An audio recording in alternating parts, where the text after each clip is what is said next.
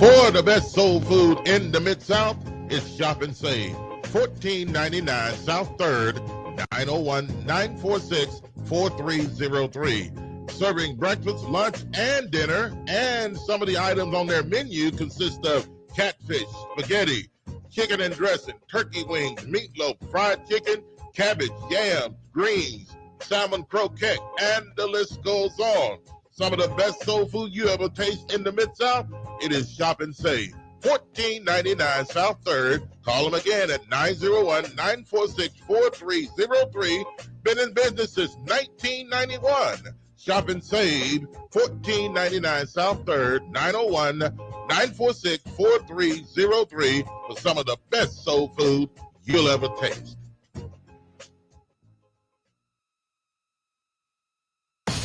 This is Sergeant Chris Richardson with the Tennessee Highway Patrol, here to explain the Tennessee Hands-Free Law, which is a new state law effective July 1st, 2019. In Public Chapter 412, it makes it illegal for a driver to hold a cell phone or a mobile device with any part of their body, to write, send, or read any text-based communication, to reach for a cell phone or mobile device in a manner that requires the driver to no longer be in a seated driving position or properly restrained by a seatbelt, to watch a video or a movie on a cell phone or a mobile device, and to record or broadcast video on a cell phone or mobile device. So, can I still talk on my cell phone while driving? Yes.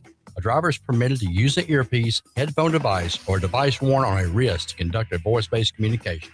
The driver may use one button on a cell phone or mobile device to initiate or terminate voice communication, and voice-based communication may also be used to send a text message. Learn more at handsfreetn.com.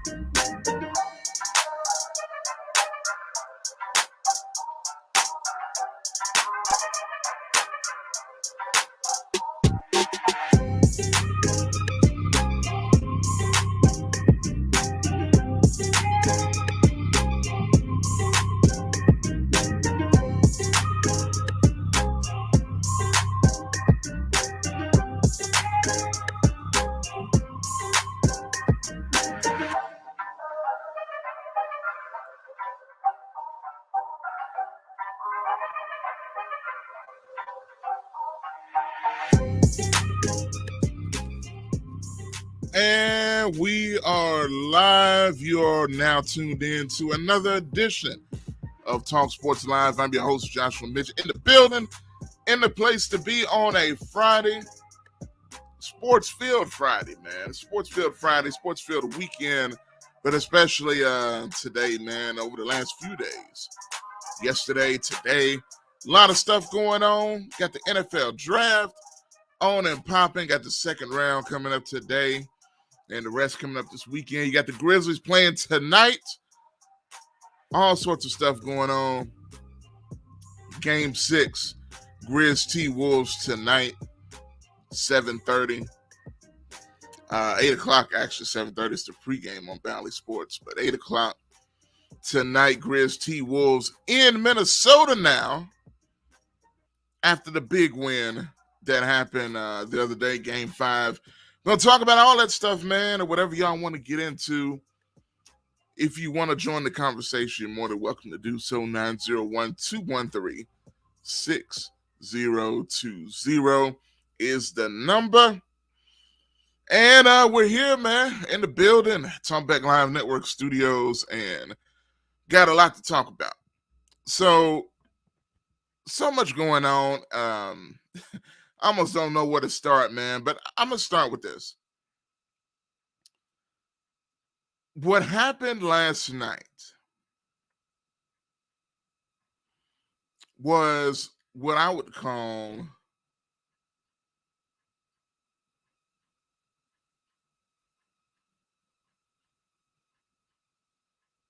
a travesty to the highest order. Now, in my slight pause there was because one of my streams dropped suddenly. If those that are watching on Facebook, it just decided to go away on me. But I know y'all are still watching on YouTube, also on Twitter as well. Looks like we're still live there. Yeah, we're still on and popping on there.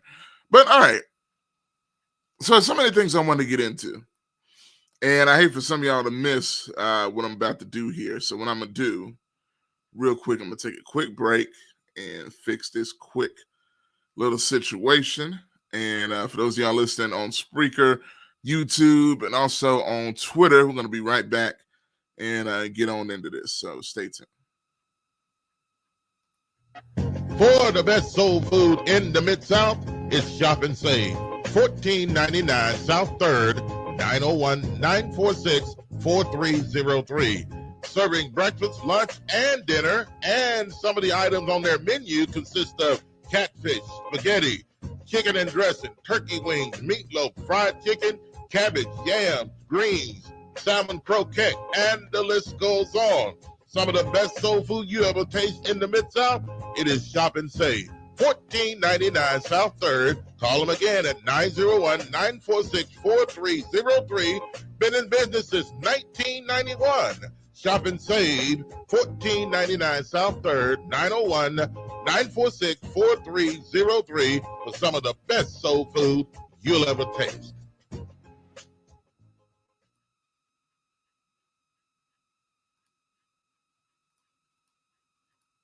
To be honest, I was skeptical about getting the COVID-19 vaccine. I checked what the CDC says and spoke with my doctor about the potential side effects. It definitely made me much less anxious. She told me if I have some arm pain or feel tired, that's completely normal as my body builds a defense to the virus. I was willing to take the vaccine to protect me, my family, and my friends. Join the millions of Tennesseans who have decided to give COVID-19 vaccines a shot. Visit covid19.tn.gov to find an appointment today.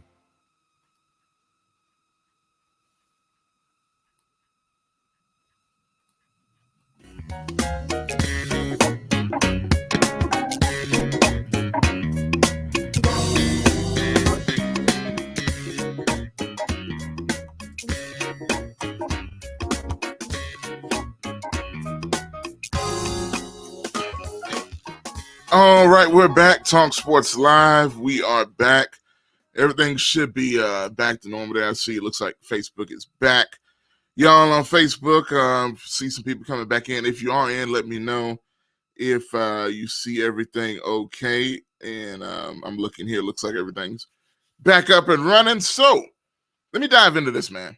Real quick, let y'all know I got Isaac Simpson coming up around 3:35 to join me to talk about some things. And when it comes to the Grizz game and when it comes to tonight and all that stuff. So we're going to dive into all of that stuff today. But as of right now, let me dive into something else. And Verdell, you already know, I saw you came in. He said Titans draft rant coming in 5, 4, 3, 2, 1. Verdell, you could not be more correct on that. Let me say this. So I've been a Titans fan ever since their first year in Nashville. And it's not because I ignored them when they were in Memphis, but when I first started paying attention to them in that year. And you talk about the year they went to the Super Bowl and seeing Steve McNair and all those guys for the first time, so on and so forth. Y'all know the origin story for the most part. Y'all should have a pretty good idea. But throughout all that time, as a Titans fan, we have suffered years and years, not necessarily of losing, because we've had plenty of playoff years, but we've suffered years and years of not having a wide receiver. And when you go that long without a real wide receiver, it kind of does something to you, man, because we've been known as a ground and pound team, a team that runs the ball. Throughout the years of the Titans, you go all the way back to Eddie George in the beginning of the Tennessee years, right? Then you go to guys like Chris Johnson. Chris Johnson comes in years later, becomes that dynamic running back, not necessarily the ground and pound version, but then you go now, you have Derrick Henry. And you rely on the running game, and there's nothing wrong with that per se. But when you have a big play receiver, it just changes everything. It's a whole new dimension to your offense, to your team, to everything that you're trying to do. And finally, 3 years ago, that fateful day 3 years ago, the Tennessee Titans drafted A.J. Brown out of the University of Ole Miss. He's a guy, explosive athlete, big, strong, fast, athletic, could go get the ball with one hand, with two hands, diving on the ground for it, competitive, can break tackles, everything you would want in a big play, superstar level wide receiver. Worked out better than anybody could have imagined. Put up huge numbers in his time so far. And even with him doing that, everybody saw that the potential was still there to get better. He's still on his rookie contract. Well, not anymore, because the Philadelphia Eagles immediately signed him to the contract that he wanted the Titans to sign him to. But with all that being said, you felt the future was bright. A couple of years ago, the Titans come one game away from going to the Super Bowl, falling to the Kansas City Chiefs in the AFC Championship game. But we see the potential there. Last year, the Titans with injuries all over the team. What do? Injuries everywhere. Our best player, Derrick Henry, goes down. A.J. Brown went down at some points as well. But what happened? We finished number one in the AFC, proving that if this team is healthy, they could be a Super Bowl contender. Everybody gets healthy for the playoffs, and guess what? We lose to the Bengals in the first round. Should not have lost. Still not convinced the Bengals are better than us, even though they made a Super Bowl run. Wasted opportunity. Wasted situation. What happens in the offseason? John Robinson, he comes out. When asked about it, John Robinson is the general manager, for those who don't know, of the Tennessee Titans, and has been over the past several years of the Titans' new renaissance of being a competitive football team over the past 4 or 5 years, especially with Mike Vrabel as well. But John Robinson, when asked about last year, he breaks down crying. He really did.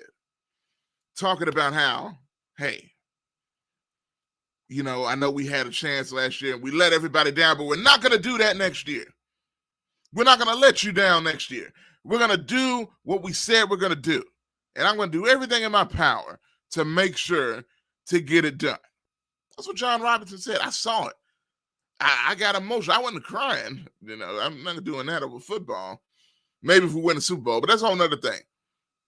But I saw him, the passion that was there to win. And I'm like, okay, let's see. So we know that A.J. Brown, he was in his last year of his contract. The whole reason this whole situation even came up in the first place. He still, he could have played this year with the last year of his rookie deal, but he wanted to be re-signed, have that contract stability, security, not have to go into the year and wonder what's going to happen. And I understand that. So the Titans were negotiating with him. Heard that it got kind of contentious here and there. He wanted 4 years, $25 million a year, which would equal $100 million. 4-year, $100 million deal, which would make him one of the 5 top paid receivers in the NFL. Titans are like, I don't know if we can do that. We can give you 16 mil a year, which is pretty low in comparison to what he wants and probably too low for his value. Were the Titans trying to be cheap with that star player? With arguably their second best player on the team? Really, to me, not arguably. It's pretty clear. A.J. Brown was the second best player, not just on the offense, but the entire team. So they said, we'll give you 16 mil a year. Maybe give you some incentives if you want that 20. Maybe get it up to 20 mil a year. If you do what you need to do on the field, you get those bonuses to pump it up to 20. A.J. wasn't happy about that. But 3 weeks ago, Mike Vrabel was on Rich Eisen's show, which is a national radio show, I believe, NBC, sports radio, and TV. So, Mike Vrabel, the head coach of the Titans, was asked, because there were a lot of rumors going around about A.J. Brown being traded to the Jets and some other teams. What did Mike Vrabel say? Mike Vrabel said, as head coach, as long as I'm head coach, this is what Mike Vrabel said, as long as I'm head coach of this team, I want A.J. Brown on my team. I do not want him traded as long as I'm the head coach. That's what he said. Last week, 7 days ago, really, I believe this is the 8th day, ironically, John Robinson, the general manager of the Titans, when faced again with questions about the A.J. Brown trade rumors that continue to persist, what did he say? He said in so many words, we do not want to trade A.J. Brown. We want him to be a Titan for life. 7 days later, the NFL draft comes. Everybody's like, okay, the rumors are squashed. They're going to work out their differences. Everything's going to be okay. And what happens? Lo and behold, I look at my phone. I wasn't paying as much attention to the draft as I normally do. But I do know when the Titans pick was. It was 26 in the first round. I know it wasn't at that point yet. But I get alerts popping off, and I look, and it says Titans trade, Titans trade. I look at social media, Titans trade alert, Titans trade alert. Okay, what's going on? What are we doing?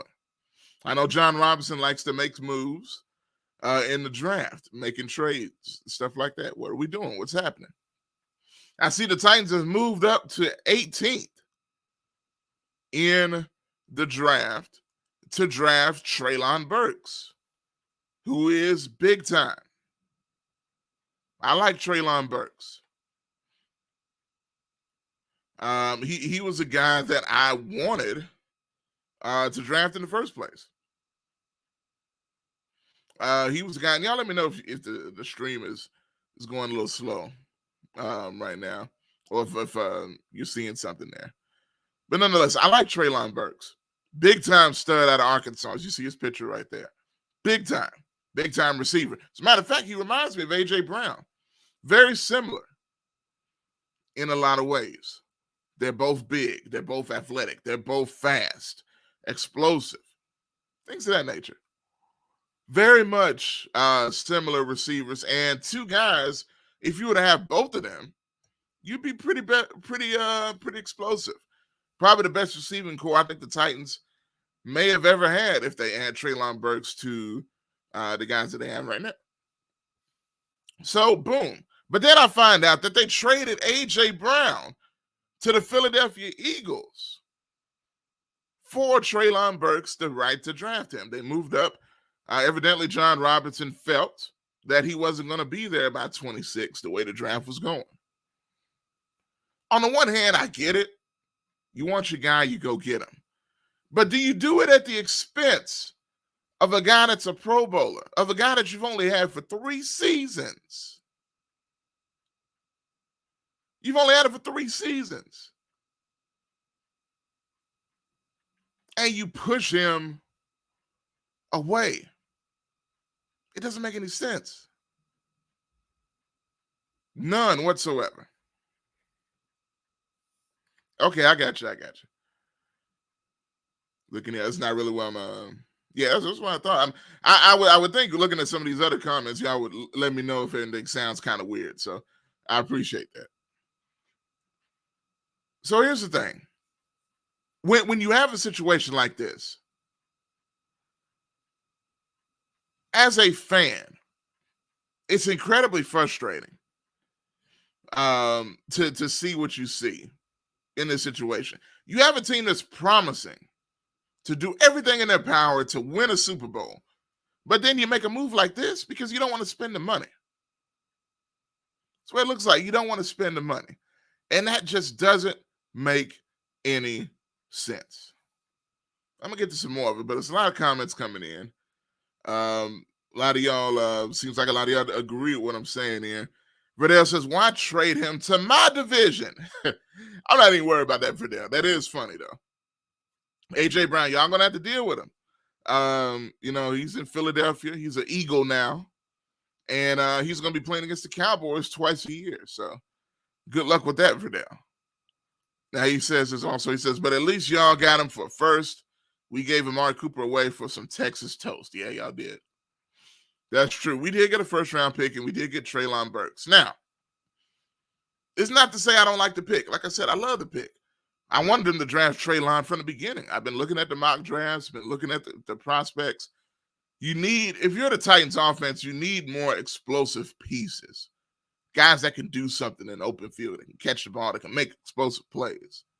That's definitely what was missing, aside from Derrick Henry. Because, look, just to be honest, Henry is a beast. He's a monster. He's one of the best running backs in NFL history. But when you got a back like that that's ground and pound, sometimes it takes him a while to get going. And why wait when you can make bigger plays on the offensive end? I'm not saying don't give him the ball, but don't just be reliant on him. I saw Bob had shared a meme. I think it was actually Jet that tagged us in it.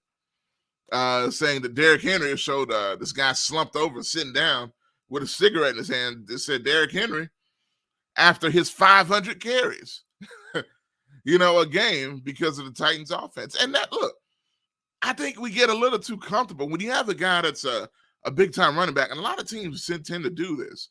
When you have a guy that's a big-time running back, teams tend to beat them into the ground. Go back to Eddie George. Jeff Fisher beat Eddie George into the ground. By the time he was at the end of his career as a Titan, he was done. Shell himself, because there's only so much abuse you can take physically.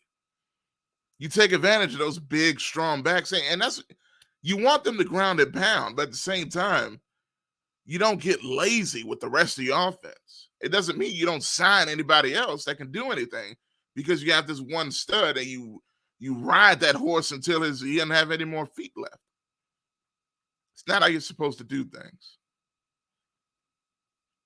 Looking here, what's up, Greg? I see Greg in the building. Vidal says facts. There you go. Brian Heater in the building. What's up, Brian? Man, good to see you, man. And I know Brian's a huge Arkansas fan. That's what I know about Brian. He says Treylon Burks is a stud. He can be an all-pro. I agree. And look, if anybody knows, I know Brian does.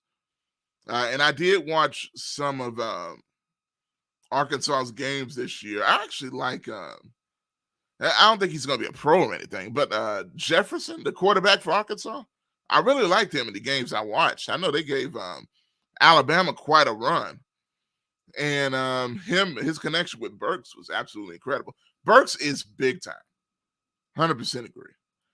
Brian with another comment says, Burks gives you a guy with arguably the biggest catch radius in the draft and who is as physical as they come. He's fantastic after the catch. Absolutely. He was great against Alabama, if I remember correctly, Brian. In a lot of games I saw, to be honest, watching Treylon Burks, he is big time.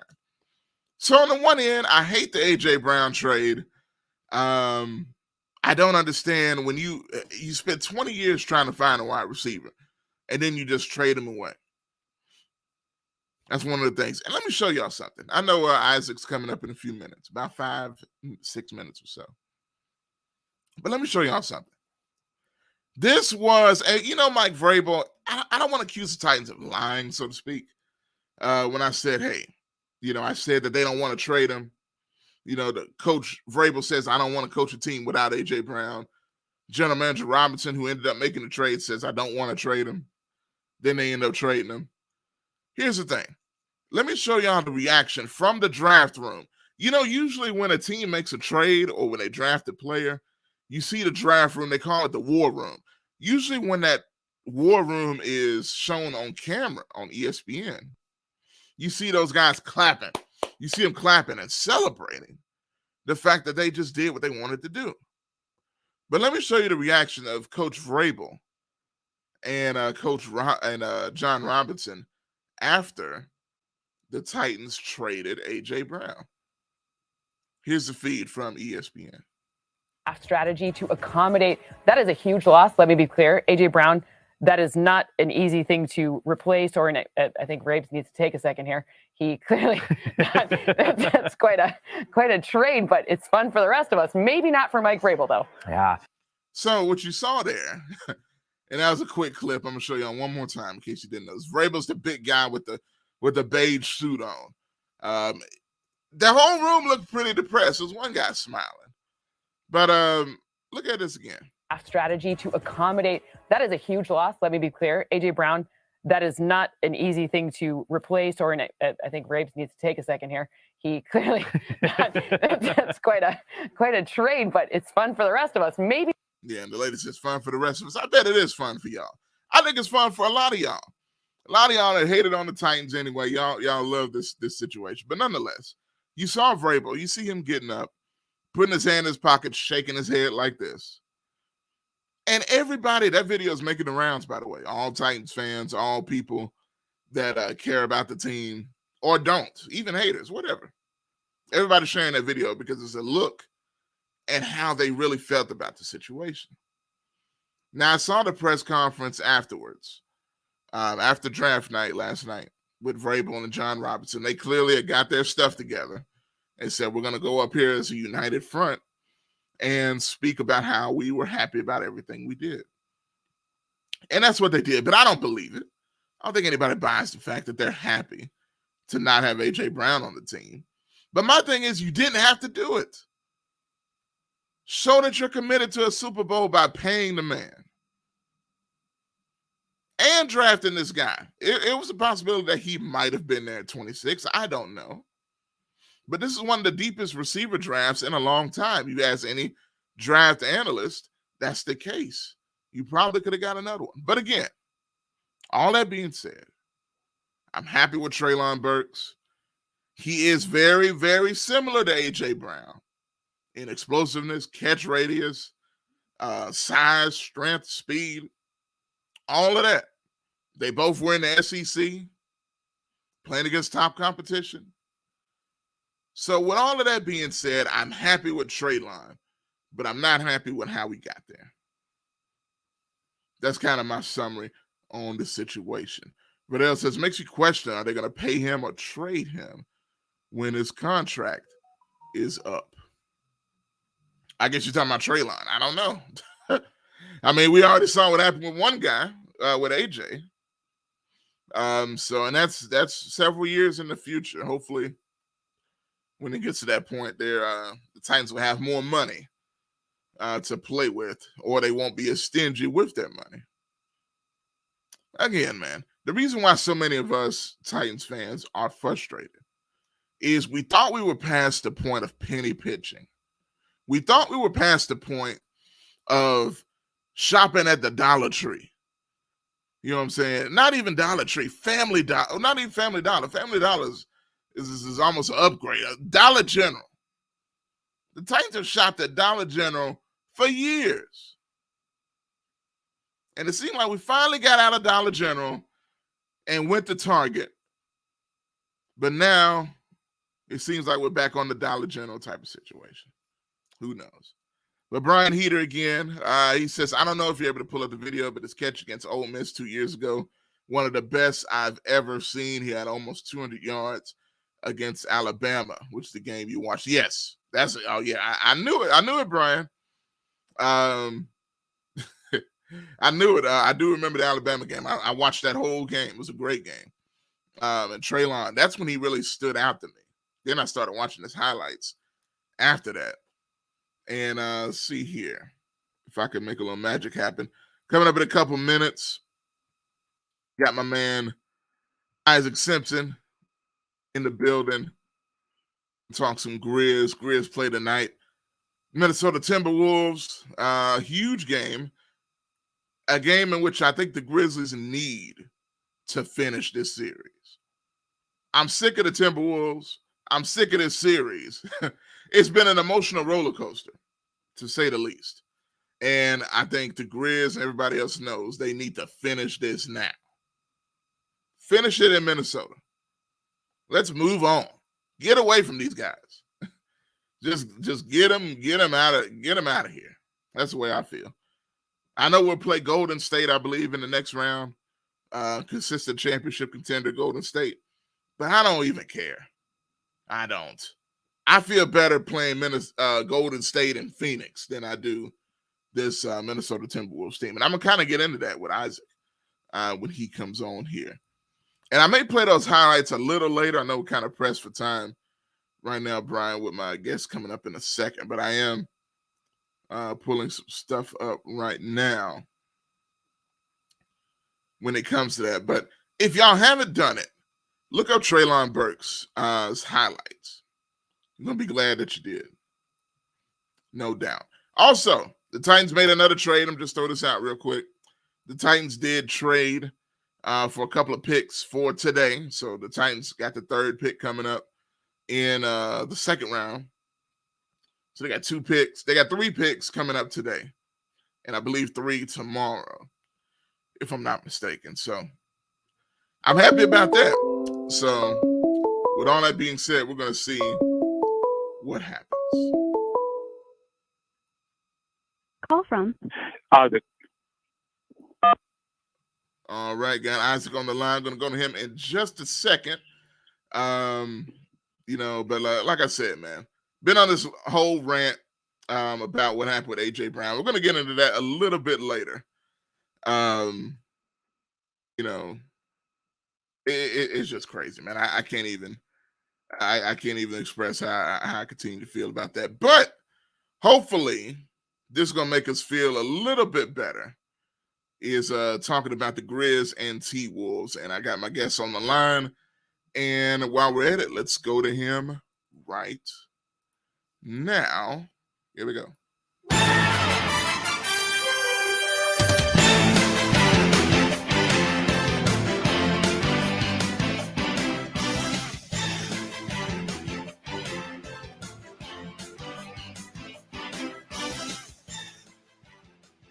And joining us right now is the man himself, covers the Memphis Grizzlies for the Sports Ethos, covers the Memphis Tigers for TalkSPORTSReport.com, covers everything, covers his Cowboys, covers the NFL, NBA, covered A.J. Brown going to the Eagles.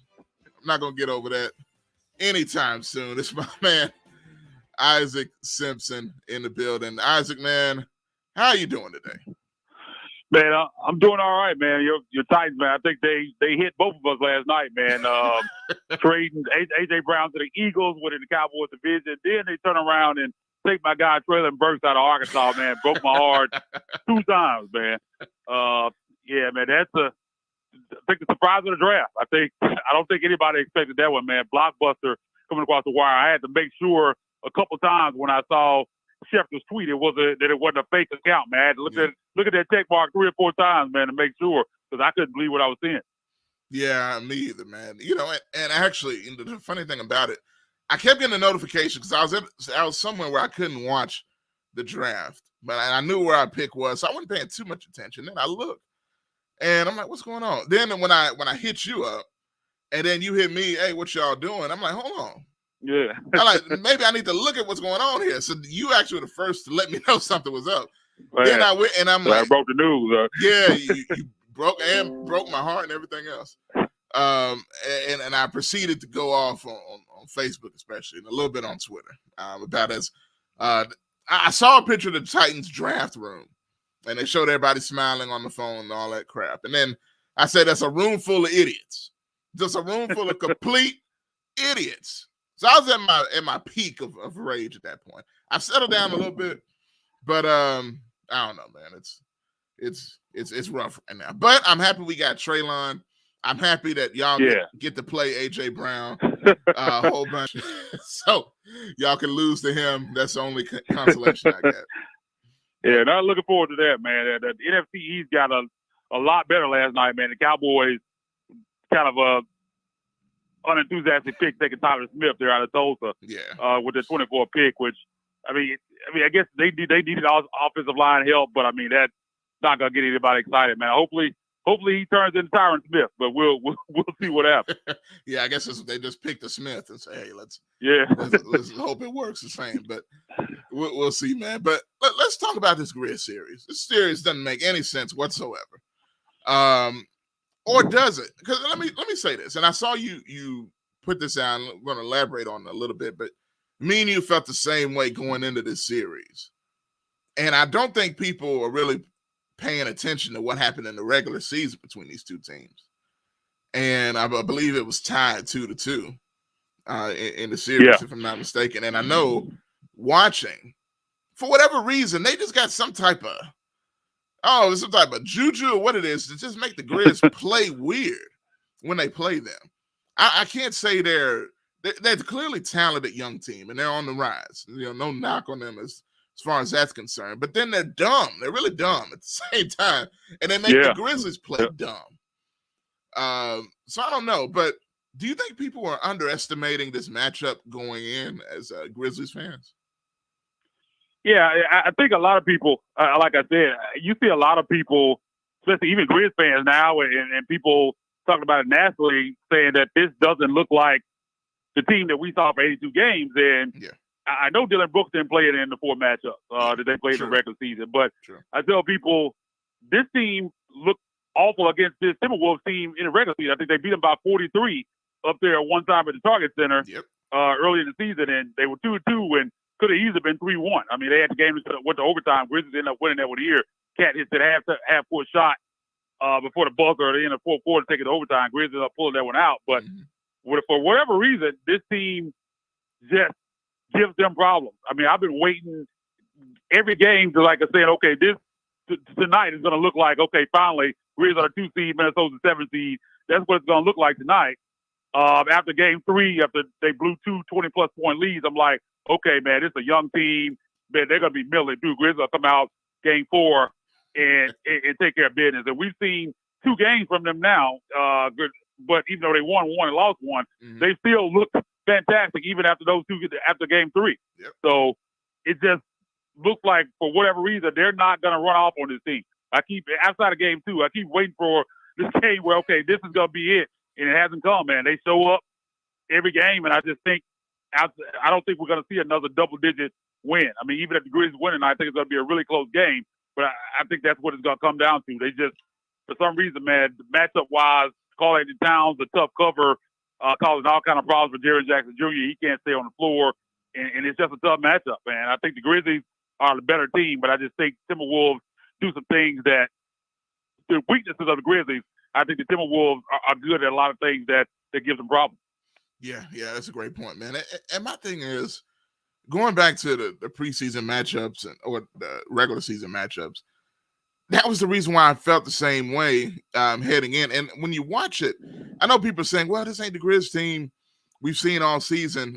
But then looking at the matchups that happened in the regular season, I think we don't need to – it makes it hard to judge what the Grizzlies really are, right? Because I really – and this may sound weird. I feel more comfortable getting out of this round and playing the Suns or the Warriors or something than I do with this matchup against the Timberwolves for whatever reason.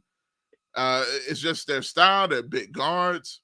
I don't know. But if we can just finish this series get these. They're almost like a gnat, like the gnats. They just won't go away. You know what I'm saying? Like, just get the raid, man. Get rid of these guys.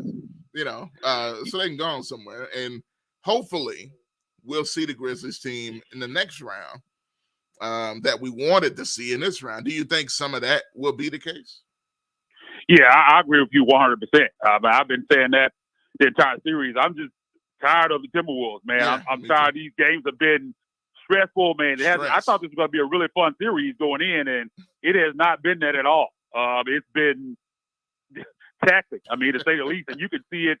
The Grizzlies aren't having fun. Like, this is a team that you saw all year for 82 games, man. They played with a lot of passion and compassion and had a lot of fun out there on the court, man. You just haven't seen that this series. You saw early in game 5. You could just see the frustration early in that game on Ja Morant's face at the free throw line. You can tell he was in his head. Now, he got loose, man. That's one of the best in-game dunks I've ever seen in the third quarter, and I think that got him going. From then on, I think he said, okay, I'm going to be in attack mode from now on, and I don't care what defense they throw at me. I'm getting to the cup. And that's what he did in that fourth quarter, man. He just took it to another level, knocked down all his free throws, and I'm hoping that's something that carries over into tonight. Because if you get that from a full game like that from Ja, I think they close this series out tonight in Minnesota. Because I'm going to tell you, man, I don't need a game 7 in my life, man. I think it's going to be, if it happens, it's going to be deja vu going back to that game 7 against the Clippers several years ago, man. I remember sitting at FedEx Forum, man. The team was tight. The fans were tight. It was just a weird game. I'll never forget Lionel Hollins coming out at the start of the fourth quarter with Gilbert Arenas and Ahmed Haddadi in the lineup. Everybody was like, what's going on here, man? That was a sad day, man. So a game 7, man, I know Grizz will be favored, and I feel like they would probably end up winning that game, man, but I don't want any parts of that, man. They need to get this thing done tonight, man, and get ready for Golden State. And as you said, I think for a lot of reasons, I feel like, and people, and I've said this on Twitter, and I've had Golden State fans jumping in my mentions saying I'm crazy, they're the 7th seed or whatever, but the playoffs are all about matchups. And when you look at Golden State doesn't have the length of the personnel to stop Ja from getting downhill the way Minnesota does. They don't have the inside score, and I think Jaren Jackson Jr., he's a guy that fouls a lot anyway, but I don't think he's not going to be rendered unplayable like to the point he is in this series where he can't stay on the floor. I think he'll be able to play, and I think he'll be able to play Steven Adams when he gets back from COVID, however that situation plays out in this series, because they don't have guys inside scoring. Draymond Green is a good player. We know what he does defensively and as far as passing the basketball, everything like that, but he's not a scoring threat. So I think the Grizzlies have an advantage against him physicality-wise on the inside, and I don't think they don't have the personnel to blitz Ja and kind of keep him from getting downhill. And Minnesota has kind of, at times, cut the head of the snake off. And Ja, when you cut the head of the snake off, it makes the whole team struggle. I'm not saying that Memphis would necessarily beat Golden State in the series, but I think they're going to look a lot better if they get there than they do in this series. Yeah, I agree 100%, man. We'll talk with Isaac Simpson. Covers the Memphis Grizzlies for Sports Ethos, and the Tigers for Memphis Rivals, rivals.com, a.k.a. Tiger Sports Report.com. Talking Grizz right now. Game 6 is tonight, 8 o'clock. And it's a big one. I already saw Taylor Jenkins saying that they have to play the best game period that they've played all year to finish this game. And I think, again, it's a great comparison. I've seen several people bring up the Clippers Game 7 in that weird don't series. want It was so weird because the time of the game was weird. Everything, the weather was weird.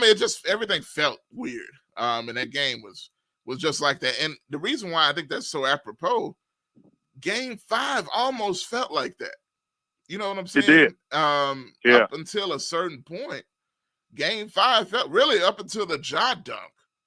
It's almost like Ja said, heck no, I'm breaking.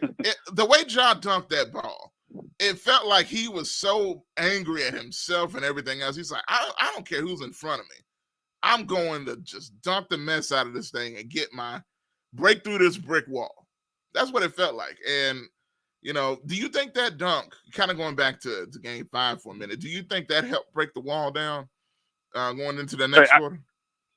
Yeah, I think so, man. I think he let all his frustrations out with that dunk. And I agree with you. It definitely felt like for a long time, felt like that Game 7. I mean, because everybody was on pins and needles. Everybody was anxious. The team looked tight because it was kind of surreal because I'm sitting there watching the game and I'm like, are they really going to let them come in here and take a 3-2 lead going back to Minnesota? Like, because it just felt like, okay, tonight, this is going to be the one where, okay, finally they're going to like, man, enough of this.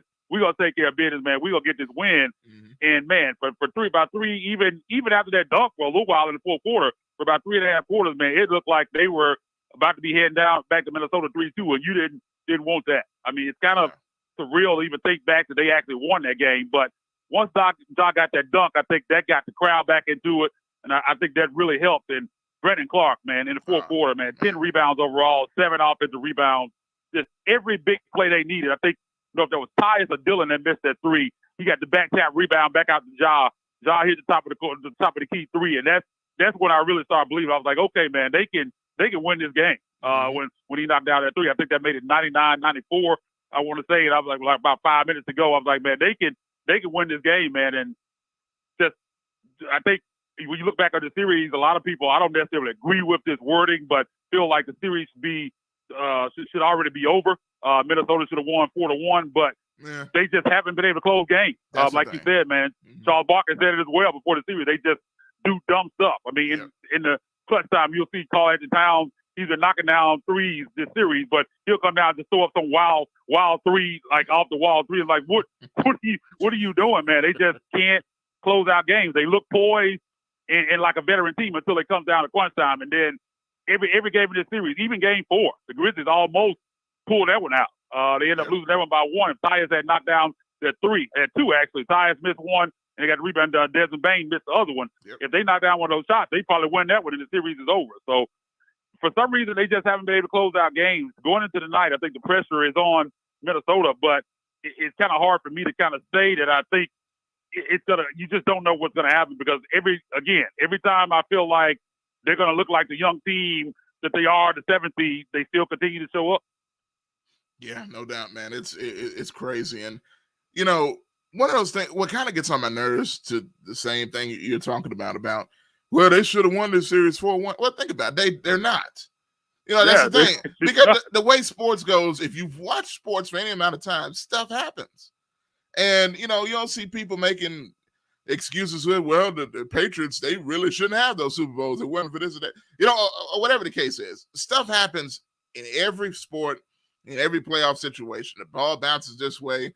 They make a mistake that way. But it still counts as a loss for them. You know what I mean? It's shoulda, woulda, coulda. You know, if was a fifth. You know what I'm saying? That type of thing. You know what I'm saying? So it is what it is. I'm not really worried about, you know, well, they should have won. They didn't. You can look at it more. I guess you can look at it 2 ways. On the one end, you can look at it the way they are. On the other end, you look at it, hey, the Grizz persevered and are able to stay on top, you know? But the way I was gonna say, the way I look at it, like people say that, I think you could just as easily look at it the other way around. Yeah. I mean, in that game that they won game 3, I mean, people like the Timberwolves should have won that game. Like you said, they didn't win it. I don't care what happens in between. Until those clocks hit 0, you ain't won nothing. They hadn't not won a game. But you go back to game 4, Grizzlies lose that game by one point. If they win that game, the series is over. I mean, Grizzlies executed down the stretch, and they end up winning the game they won, and that's why they up 3-2. I mean, all this, like you said, woulda, shoulda, coulda. Like people are going around nationally. That's kind of been a narrative. No, they should have been. It's 3-2 because it's 3-2, and that's what happened, and that's how it works. I mean, until the clock hit 0, like I said, man, the game's not over with, and the Grizz have won 3 and they won 2, and that's what it is. Definitely, man. You know, and I don't think these series are the same. Maybe because I didn't have the emotional attachment, but it almost it's been a great series. But I think for us and our attachment to this team and everything that's happened this season has just been so stressful. And maybe the refs too on top of that. It's been insane. Yeah, but it's awful. It almost going back to another series. I think about it, people may not remember this. It was one of my favorite series I've ever seen. Was one of the craziest I remember was the first round series between Chicago and Boston years ago. I think that was rookie Derrick Rose. And I remember that. Rondo coming out party at the same time. I mean, every game seemed like it had an insane ending with Ben Gordon over here and Ray Allen over there, and then John Salmons, I think, was dropping buckets. You know what I'm saying? It's just Joe Kim Noah coming out party. Yeah. Tyrus Thomas. It kind of reminds me of that a little bit, where the T-Wolves may be more like the Bulls, you know, that's showing a lot of fight. And I won't say the Grizz are the Celtics, because that Celtics team had a lot of experience, but you know, the young team showing a lot of spunk, but at the end of the day, experience won. The better team won. And I'll ask you this. Tonight, Game 6. Do we close it out tonight? Or do we go in with pins and needles, scared to death, back at FedEx Forum on Sunday? Man, it's tough because, again, like I said, every time I feel like the Grizz going to put their foot on the gas and put these guys away, it doesn't really happen. But initially, before the series started, I said Grizz was in 6. I knew this wasn't going to be an easy series. Again, going back to the regular season and just seeing how probably out of any team in the NBA, there's a couple of teams that had a little bit of success, kind of blitzing John, taking them out of the game, Dallas. But not to the extent that Minnesota did. Dallas done a little bit. Boston was able to do it in that matchup up there. And another thing, Atlanta, weirdly, they struggled with, even lost that game without Trae Young up in Atlanta and got blown out. That was early in the season. But they struggled with him as well. But Minnesota did it better than anybody else. And I knew that was going to be an issue coming to the series.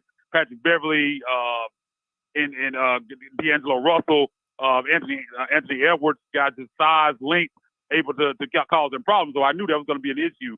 So I said 4-2, and I'm going to stick with it. I do think that they find a way to get this done.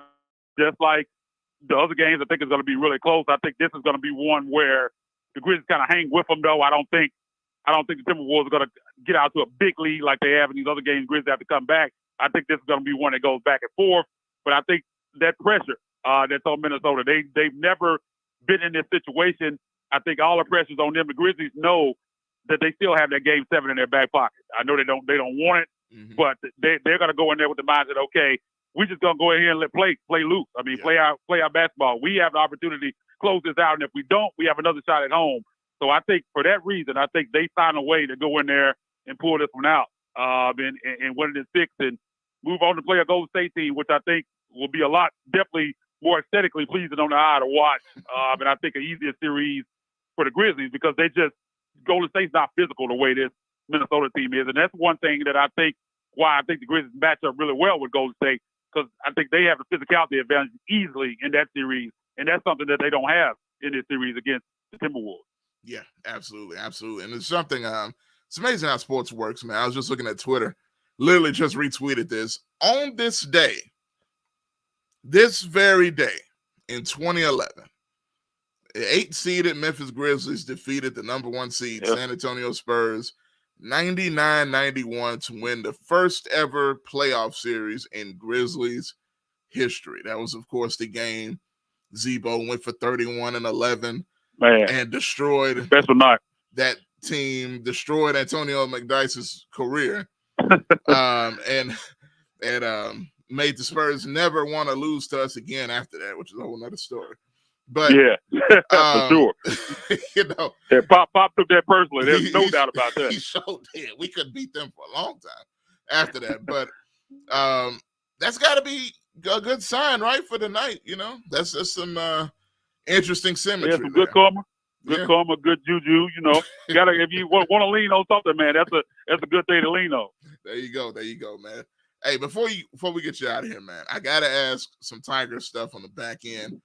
A lot of stuff, low key happening. So much other stuff happening. I almost don't even notice that Josh might not just requested for the portal or whatever.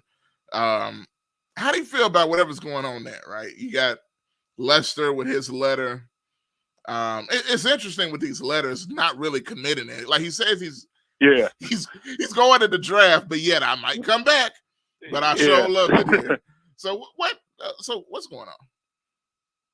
Man, with Lester, I think there's a better chance that he's back than not. I mean, he's basically implied that if he takes his name out of the draft, it's going to be Memphis that he comes back to. And I think with him and DeAndre Williams, I think there's a better chance right now that they're back than they go to the draft or whatever they're going to do. Because I think when Lester gets the information, and this is not a knock on him at all. Mm-hmm. I don't think he's going to love what he's going to hear. Yeah. So I think he's going to have him back. And I mean, it's weird because you get the commitment from Kendrick Davis, which is amazing in itself. Mm-hmm. Like, you look at the situation that they're in with possible sanctions. You don't know whether you're going to be able to go to the tournament. You have a kid in Kendrick Davis who hasn't been to the NCAA tournament the entire career. And ironically, Memphis took their chance away from him last season. Now he's committed to Memphis, which might not have an opportunity to go here in his final year. But Penny somehow gets him on campus. And one thing about him, man, he was wide open. Like, usually you don't get guys to kind of talk the way he's talking. He's like, man, I'm putting my name in the draft, but I'm coming back to Memphis for sure. Mm-hmm. Then he went on to say basically that Caleb Murphy from South Florida was going to follow him here. He's basically saying that Lester and DeAndre's already talked to him. They're coming back. I wanted to know how those guys felt about that, man, because he was spilling a lot of tea, man, on once he committed. But it's going to be interesting, man, to see what happens. A lot of people now are kind of thinking that they might not end up with a tournament ban, and if they don't, I mean, you bring Lester back, you bring DeAndre back, you add Kendrick Davis. I think they're going to end up getting Murphy from South Florida, which that's going to be a really dynamic backcourt. Yes. Probably the best backcourt they've had since, I mean, I don't even know when. So Kendrick Davis is definitely the best scoring guard they've had since Jeremiah Martin walked out that door. That's kind of the type of guy that they've been missing the entire time that Penny's been here, outside of when Martin was here, to go along with a better team now. And you get all those guys back, and you still have the Lawsons here. I think Malcolm Dandridge will be back, I would suspect. Yeah. And you had a couple pieces in around him. I mean, that's going to be a really good basketball team. But I think honestly, tournament team, if you go to the tournament. So I think they have the opportunity to do something, man. You just hope they don't get this tournament ban. But you see a lot of people on Landers Nolley for transfer, and he landed at Cincinnati. Yeah. And the idea, it's kind of weird because this is not usually Penny's MO, but it looked like he basically told these guys, man, I don't want you back. I mean, Tyler Harris and his mom pretty much said it. Landers Nolley kind of hinted at that as well. Yeah. And that's strange to me because that's not usually what Penny, the way he operates. But they were saying that he said he wants an entire new team. So, you know what? Man, it's never not something interesting going on. So, yeah. Why? Like, you know, because you look at how last year ended. And I'm not mad at the moves Penny's making. I'm like, okay, I see what he's thinking. But at the same time, we went into last year thinking we finally have some continuity with the guys, right? And then it seemed to show itself much later. But it showed itself into the tournament. You see Landers on the floor crying and all this stuff. Now he's putting out subtweeting like, hey, they didn't want me no way. You know what I'm saying? Tyler Harris is like, hey, it wasn't my choice to leave this beautiful city that I love so much. I'm like, oh my God, what is happening here? Why do you think, I guess there's no way to know unless Penny says something, but why do you think he wants to start so new? Because it seems like it's a consistent theme, at least with certain guys. He clearly didn't say this to Lester or DeAndre. Yeah. It seemed like he was very targeted. And I heard some stuff about Tyler. I don't know if I can even say, but I heard some stuff, and I kind of see what might be his thinking now. It kind of surprised me to hear those things. But do you think these guys were probably problems last year? It's interesting. It didn't surprise me with Landers. I knew Landers wasn't going to be back, whether he was going overseas or going to try to go to G League, whatever he's going to do. I'm kind of surprised that he's staying in college and going to another school. That I didn't expect. I didn't really expect him back, but I'm kind of surprised he's going to play another year in college. I thought he'd probably try to go overseas and get paid, even though that's a kind of a tough situation right now. So maybe that's kind of why he decided to play another year. Going to Cincinnati, that team's not going to be really good in the year. I guess if he's going somewhere and want to get shots, I guess that might be the thinking there, because he's definitely going to get them. I mean, he's going to be one of their best players next season. So he's definitely going to get shots, and I guess opportunity to come back and play Memphis twice. Yeah. That probably intrigued him as well. So, but with Tyler, man, that one kind of surprised me. With him being a walk-on last year, and wasn't even on scholarship, with the type of season that he had, because it's not like he's a guy that is going to be a threat to these guys coming in. Like Kendrick Davis or Caleb Murphy. I mean, he's got the guy that's going to come off the bench to make shots. Anyway, So I don't think he would have been a problem. And everybody that knows Tyler and listen to anything he says, he wanted to be here. I don't think he even wanted to leave the first time. There was kind of some other stuff going on, kind of the reason why he left. And he was so happy to be back. You just thought, okay, he's for sure coming back. I mean, he'll be here. Penny's going to offer him a scholarship. And then you saw that one. Everything that's happened, I haven't been really surprised by anything but that. That's the one that really surprised me. But like you said, there's some things I'm not going to put it out on air that you will hear if depending on who you talk to about that situation. But yeah, man, Penny decides he wants a whole new team. I think maybe he hinted all season that he wanted to kind of change his philosophy. He wanted to go with older guys, guys that have been there, done that. And you saw that going out and getting Kendrick Murphy in the transfer portal. And I think Tyler's a small guard, and I think he's kind of always shied away from that. Tried to shy away from small guards when he's bringing in new guys. He's all about these bigger guards. And Kendrick Davis is not a big guy, but I mean, the way he can score the basketball is just tremendous, man. Kind of different level player. But yeah, man, I mean, I think a lot of that has to do with Landers. You see that situation, and Landers had some issues during his time here. University of Memphis been upset with playing time. Yeah. I mean, he was suspended for a game, was kind of upset about bringing in the money Bates and didn't want to come off the bench and stuff like that. So I can see that one moving on. But with Tyler Harris, that one kind of surprised me. But again, man, I guess Penny has a plan on what he wants to do. And when you're bringing in players like Kendrick Davis, and I think probably pretty soon Kendrick Murphy, I mean, people could understand that he's bringing in more talent. It's just weird, man, with a Memphis kid like that, a kid that really want to be here. I think everybody knows that. It's kind of weird to see him kind of pushed out like in that way. Yeah, it's interesting, man. But one thing I'll say, Penny always has a plan, no doubt. And however he gets these dudes, it's amazing. And one thing to bring up about Davis too, real quick, is as much as he's a scorer, he was one of the top assist men in the nation as well. Yeah, I mean, he does it all. Yeah, just does everything as a true point guard. So it's good to have that coming in next year, man. But that's my guy, Isaac Simpson. Also, with Alo, looks like he's moving on as well. So won't have Kendrick Davis coming off the bench behind Alex Lomax. No, I don't think we have to worry about that, man. Even if Alo comes back, man, I think finally, you got a guy in there that's gonna start on Alo, man. That's Penny's guy, man. There's no doubt about that. No doubt, man. Isaac Simpson, man. Hey, tell the people where they can find you, your coverage, the podcast, and all that stuff. Yeah, man. You can always find my Tigers work at TalkSPORTSReport.com. With the Rivals Network, man, go over there, check all of that stuff out. Grizzlies at Ethos Grizzlies, check that out. We'll be back with a podcast post game tonight, man. Hopefully, we'll be talking about a Grizzlies series win and previewing Game 1 against the Warriors. And my personal account at Isaac_Rivals, ISAAC_Rivals. All right, that's Isaac Simpson. Hey, man, appreciate you coming on, bro, and definitely gonna do this again. And hopefully, next time we'll be in the next round. Yeah, man. I hope so, man. I always enjoy chopping it up with you, man. Thanks for having me on. Definitely, brother. All right, that's Isaac Simpson, man. Joining me, talking some stuff when it comes to Grizzlies and everything else, man. I'm going to take a commercial break, and when we come back, going to have a few more minutes, man, talk about a couple of more things, take some phone calls as well. I know some people been wanting to get in on the line, so y'all have that opportunity when I come back. So stick around. You're watching Talk Sports Live right here on the Talkback Live Network. We'll be back.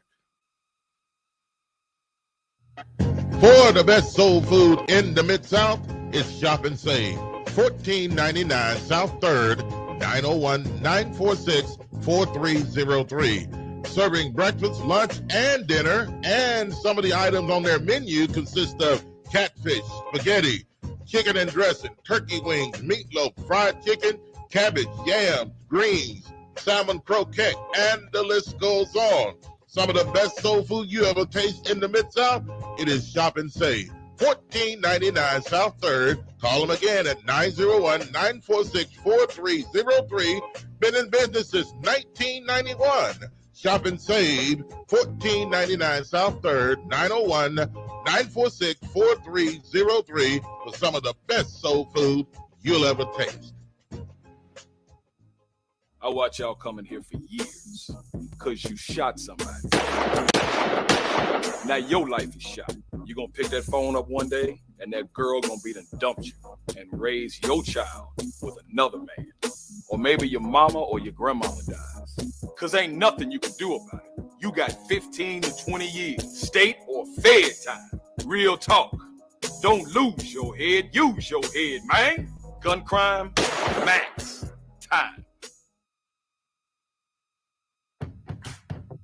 This pandemic has hit us hard, but Tennesseans don't stay down for long. We're known for our resilience, and we refuse to back down from a challenge. This challenge is no different. You might be out of work, but there's an opportunity waiting for you. We need you to roll up your sleeves and join our workforce. Right now, thousands of jobs are ready to be filled. Find them at jobsfortn.gov. Let's get to work, Tennessee.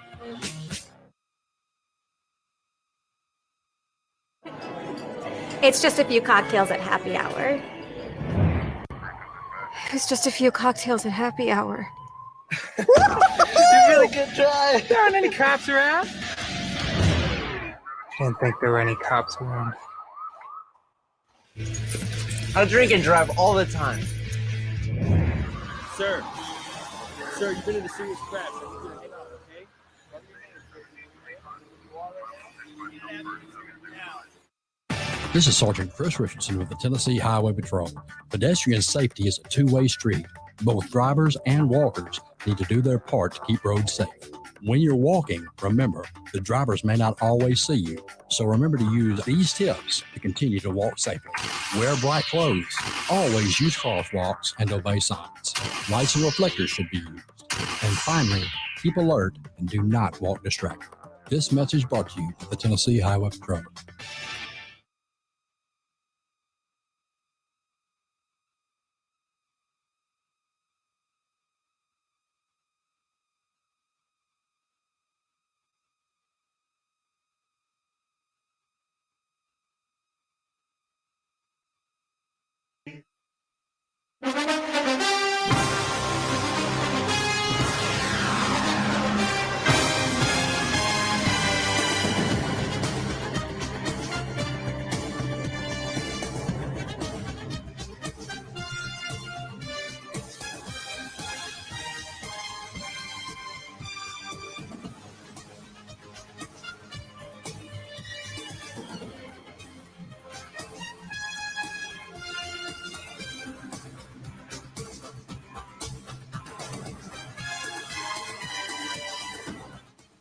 And welcome back to the show, Talk Sports Live on a Friday. It is Friday, April the 29th, 2020.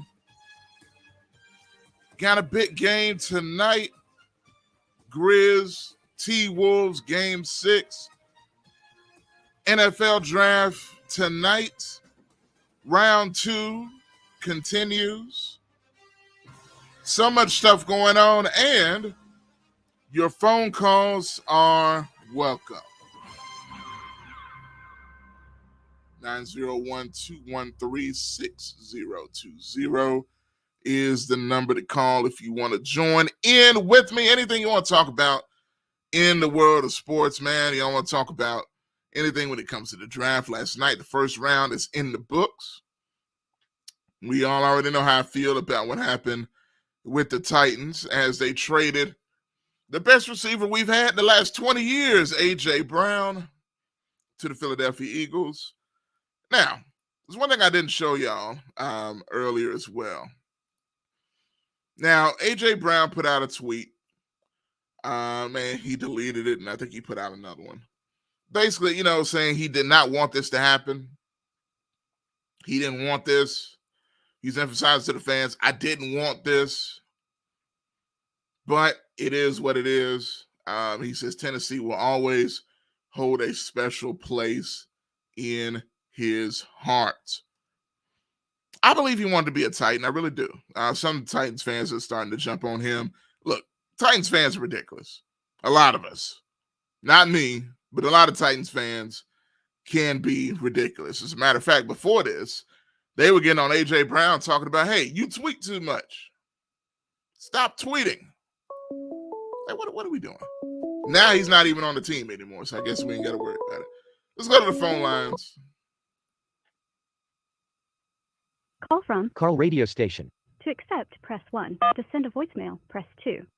All right, let's see if Carl's phone will allow him to join me. Doesn't look like it. Carl, let's see. Let's see if I can. I'm determined to get Carl in. I know he's been trying to get in. Your call has been forwarded to an automatic voicemail system. Come on, Carl. Look, okay. Yeah, that's a first. You call a caller and he forwarded me to the voicemail. Oh, man.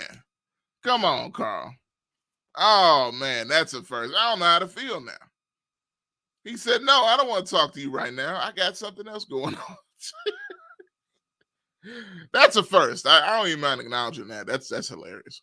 But anyway, I know Carl's going to hit me back. But if anybody else wants to call, it's open. You can get in. So anyway, what I was going to show you guys, A.J. Brown, he's very, disappointed that he's no longer a Titan. And I'm going to show you how disappointed he was. He was on Jalen Hurts, who's the quarterback of the Philadelphia Eagles, happens to be best friends with A.J. Brown. They work out together in the offseason. So it's interesting that he got traded there. He got traded to Philadelphia. But let me show you how upset A.J. Brown was that he got traded. Here's a video of him on the phone with Jalen Hurts, and Hurts posted it on IG. Man, what's happening, man? Hey, let's do it, man. Hey.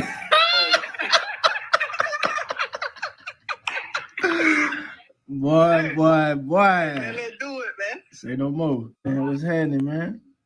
Hey, let's do it, man. Hey.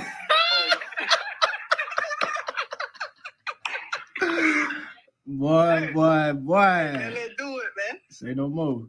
All right, so you see how disappointed A.J. Brown is that he's no longer a Tennessee Titan. Man, what's going on?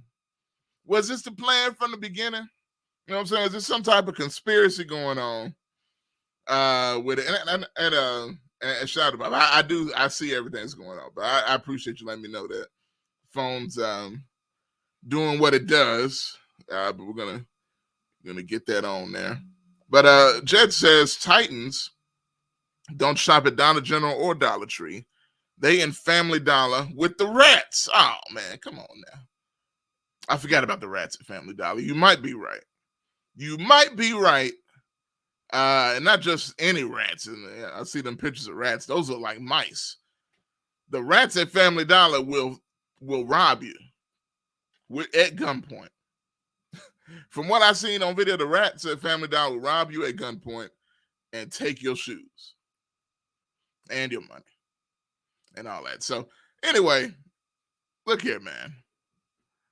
I like I say, I don't know how to feel. GKP coming in says bad move. Yeah, I can't front, man. I know you're ready to say that, GKP, but you are not wrong in your estimation.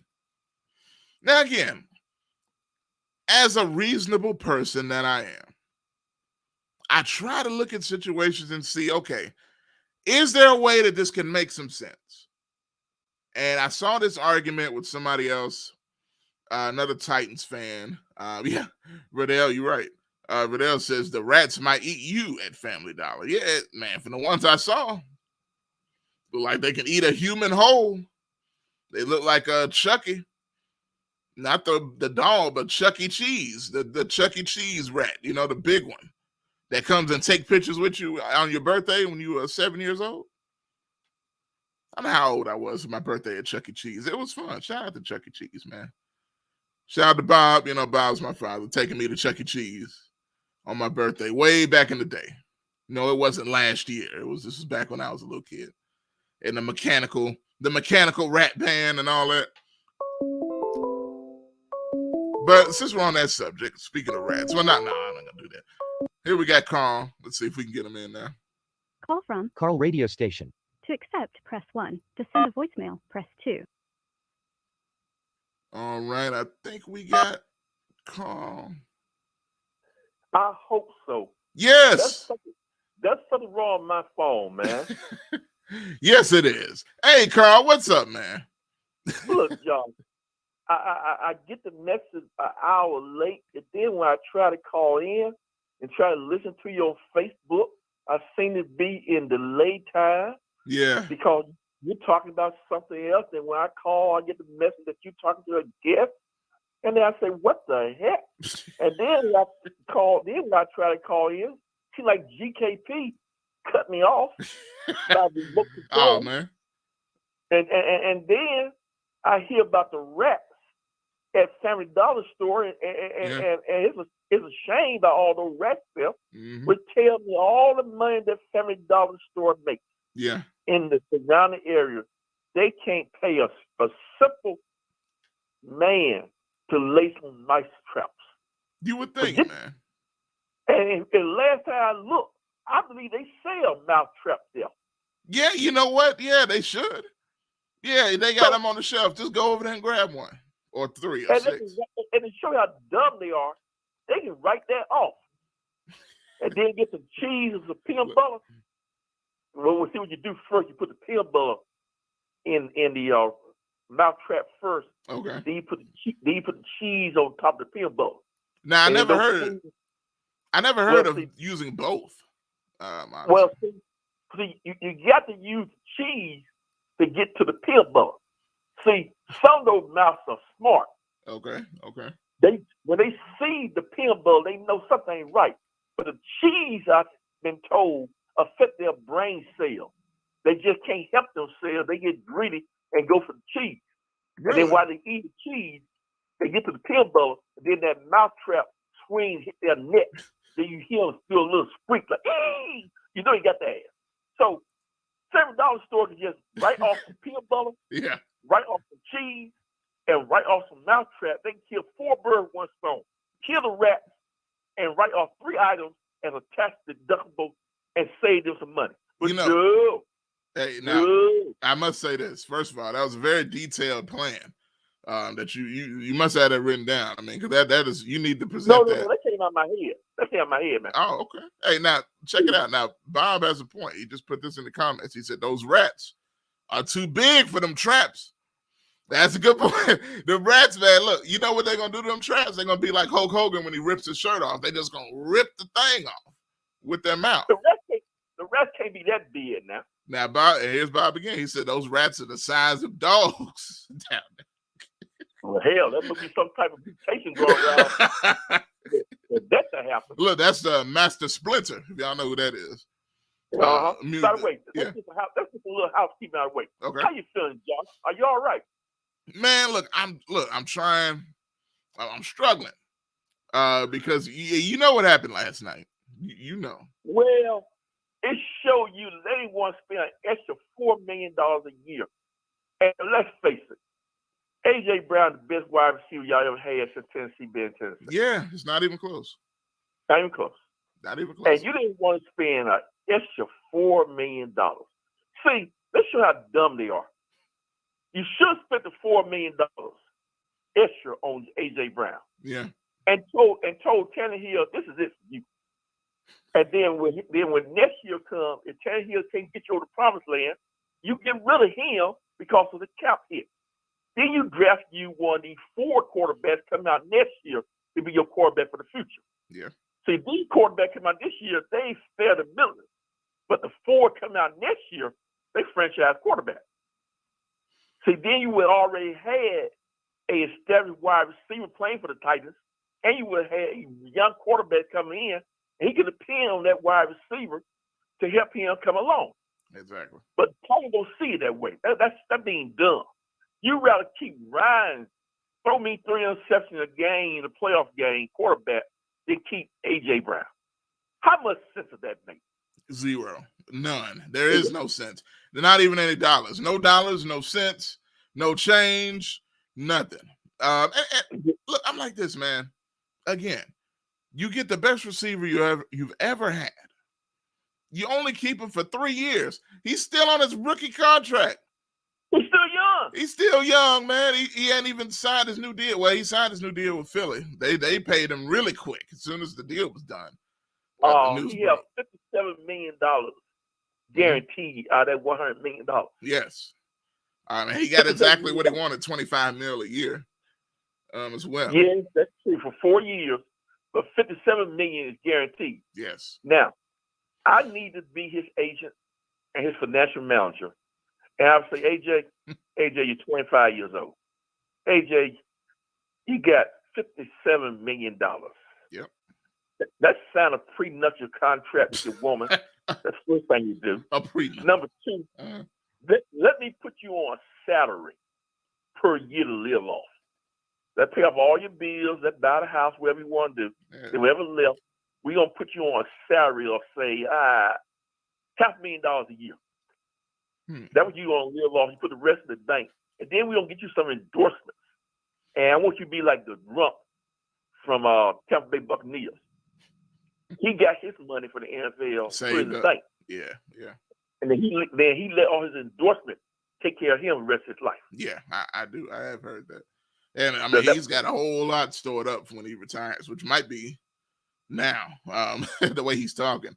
But, you know, I do think that's a smart way to go. But thinking about AJ, and there's no knock on AJ. AJ's a real, is an outgoing dude. And I feel like he's going to flex that money. I don't think he's going to waste it. I don't think he's an idiot. But he going to. At the moment, he's your second best wide receiver in your division. Yeah. Yeah, in your division. No, wait a minute. I'm wrong. You got the Colts. They don't have nobody. Nope. Jaguars. No, he's the best. Yeah. Yeah, he's the best wide receiver by far. in your division. Yeah, I mean, back when with DeAndre Hopkins, he might have been second back when he was with Houston.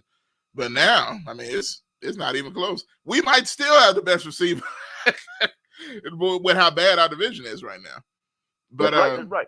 You know, who knows? But now you asking a young man to come in and be the savior in the pass talent for Ryan Tannehill. Exactly.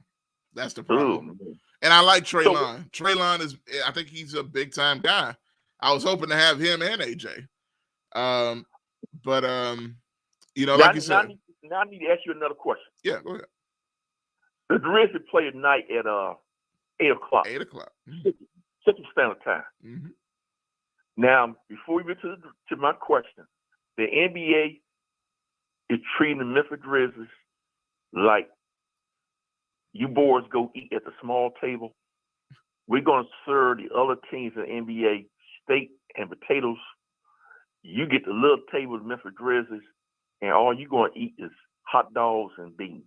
Oh, man. Franks and wieners. Oh, man. Yeah. And because you're a small market, and we just can't have you being a small market playing on TV.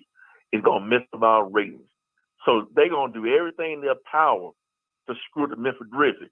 Case in point, if the Grizzlies win tonight, they got to fly home and play at 2:30 Sunday against the Golden State Warriors, who've been finished since Wednesday. Yeah. If there's a game 7, they still got to play at 2:30 Sunday against the Minnesota Timberwolves. Then if they win that game, they got to turn around 2 days later and play Tuesday night against the Golden State Warriors. And Golden State will have rested 6 days, and the Memphis Grizzlies only have 1 day. And the Memphis Grizzlies is the high seed. Yep. See, the NBA is telling Memphis, we don't really want you in the playoff per se, and we're going to do everything in our power to make your game difficult, make it tough on you, because we still want you sitting at the little table instead of the big table. Well, you know what? Here's my thing. I get that to a degree. I wouldn't be surprised if we start getting, and I could be wrong, but I wouldn't be surprised if we start getting some calls when it matters most. And here's what I mean. The reason why I say that. 1, John Morant. Case in point. That's really it. Because here's the thing. Everybody likes the T-Wolves, right? They're a cute little story.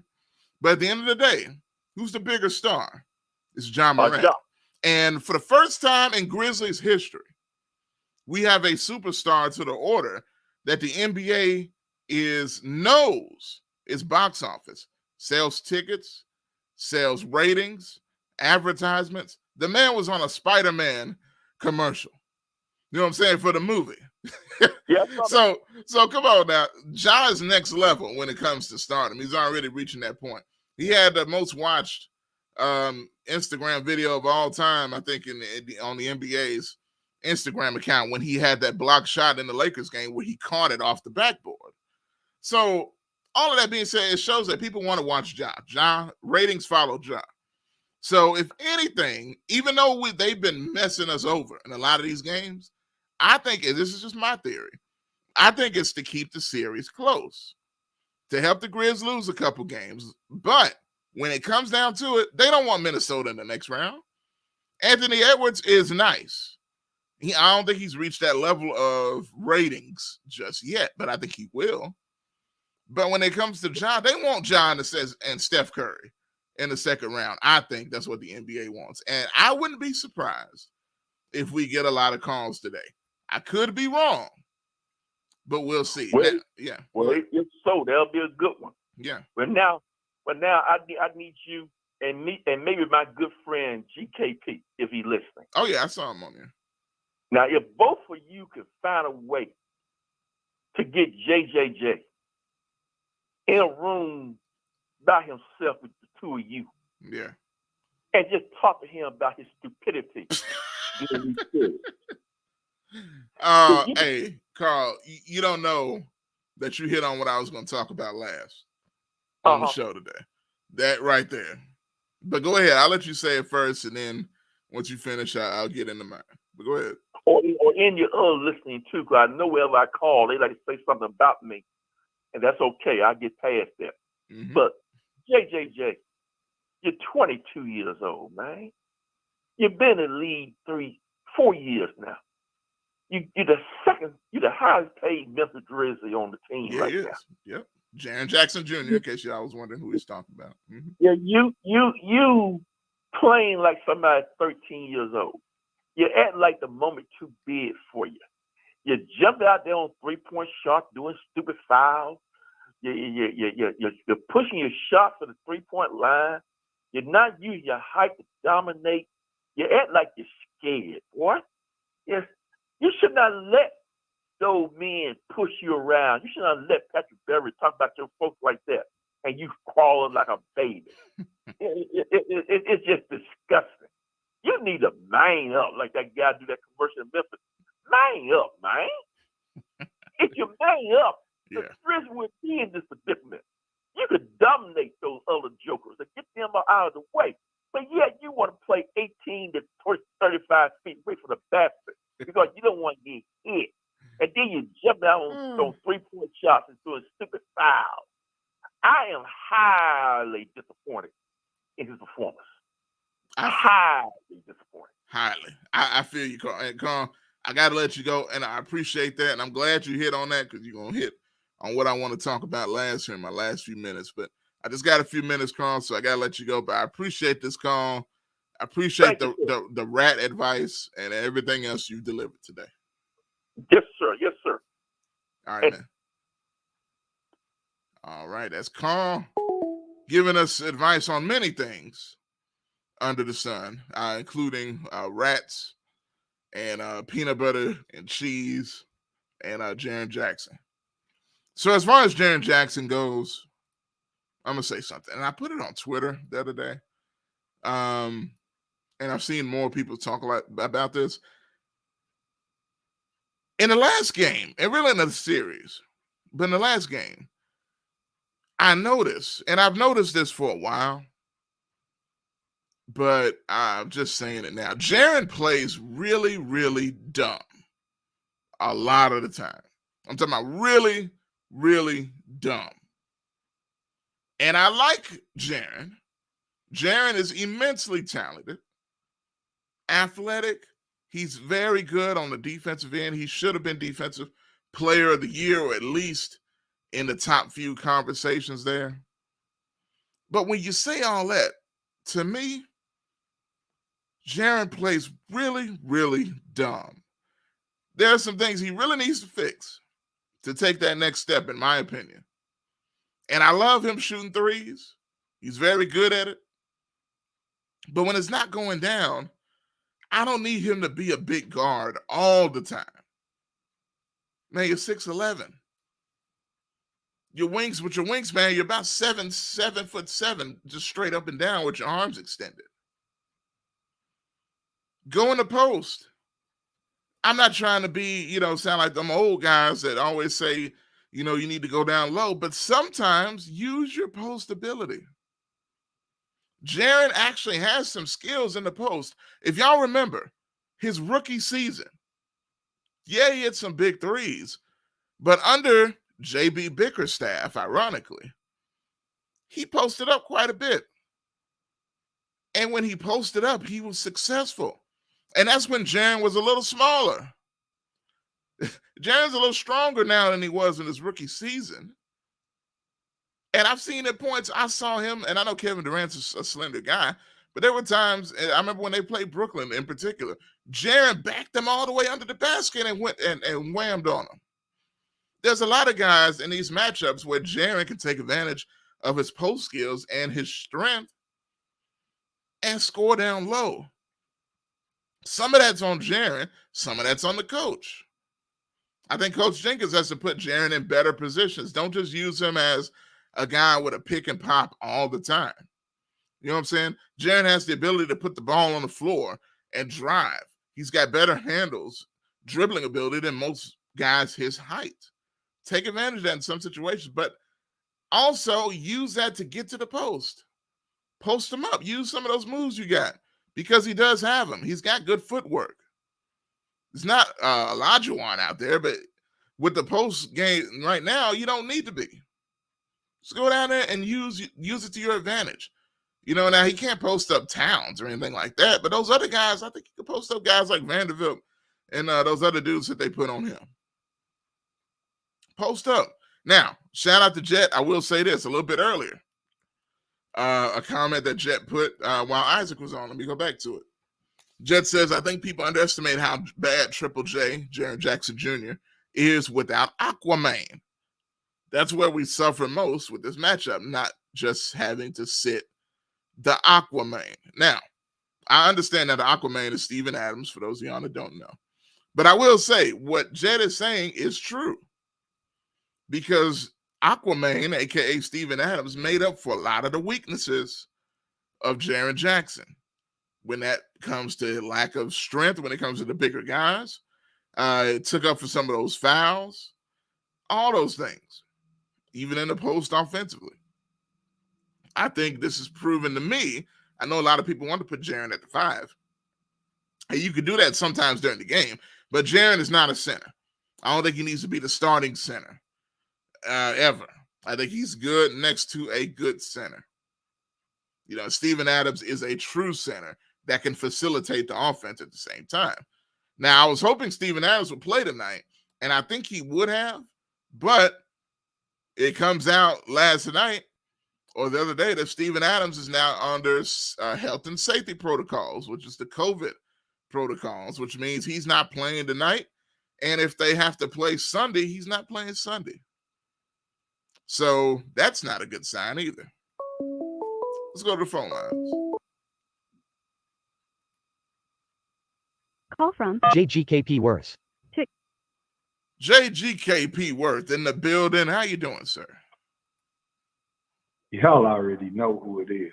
Yeah, okay. The call ID told me. Yeah, that's right. What's up, man? Well, I'm glad it did, because apparently I got people looking for me all in the comments. You know what I mean? As if I can't just sit back and enjoy a good show every now and then without showing my face. Okay? That's. I mean, some people might have brought you up here and there. You know what I mean? At least that just lets me know I'm loved, man. You know what I'm saying? What a good thing and a good feeling to be loved on a Free Your Mind Friday. You know what I mean? I feel you. Simple. I feel you. What guy here, man. But like, what you're talking about, hey, y'all already know I'm not really interested. I hope y'all boyfriend bum out tonight. You know what I mean? You shouldn't have won the last game. You got this good luck charm going on. Oh, and hey, it is what it is, man. We'll take it. Minnesota just got too hot-headed and high-headed the last game. Yeah. You don't go to mocking and taunting and all of that before you see zeros on the clock. Okay? Yeah. I feel what you're saying, but I'm gonna tell you this. I know you still mad because your Clippers ain't nowhere. Kawhi and them on the couch. Kawhi been on the couch all year, but nonetheless. So, all that being said, you're watching your boy Beverly in the playoffs, and without y'all, I know you feeling some type of way right now. Go ahead and admit it. It's no, okay. Yeah. I'm not. Kawhi, because GKP says so. Okay? Everyone knows Kawhi is out. If Kawhi was here this year, it'd be a wrap. Okay? With these really? sorry teams, you can't trust these teams. Oh, come on, man. KD gone. Yeah. LeBron gone. Yep. Who else would be still standing? Kawhi, if he was playing. These other cats, man, it's over for them. Okay? I don't care who they go get. You can go bring in anybody you want, try to squad up. It's not going to work. Okay? Yeah, okay. We hear, and it's funny. It's funny how it goes. So I ain't seen Vicky the whole show. And Vicky says, hello, y'all. As soon as GKP is on the phone. This is the Hold on, Josh. What have we told you about insinuating? Okay. Hey, Vicky. Hey, Vicky. You already know who it is. It's all good. Look, anyway, I ain't saying that. Look, there she goes. She says we already know who it is. So what's going on here? I'm not trying to. The show is going on. Talk Sports Live. Yeah. Yeah. Yeah. She says, "Hey, sweetheart." So this is getting crazy. Y'all are taking my show off the rails already with this couple coming in and just breaking everything up. It is what it. I'm sure. I'm sure Bob over there is finding out a topic to use. Figuring out some news we all can use. Okay, come on, man. News you can use. Yeah, we haven't said that in a while. And we do got a topic. See how long I've been rocking with y'all? Yeah, see what I'm saying? That's true. News you can use, local, national, international. Yeah. There you go. I'm a day one. Let all these folks know. That's why I can occupy the phone lines like this. Okay. Well, hey, now Bob, he's in the comments, and he said now GKP wants to control the show. So yeah. Hey man, will you tell your top this is not his show? If you have a problem with what I'm doing, you speak on it. He can't be on the sideline trying to play.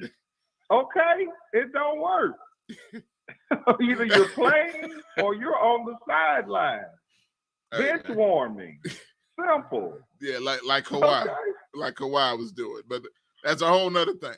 We ain't talking about Kawhi. They ain't in the playoffs. They're not relevant right now. I'm talking about the Grizzlies.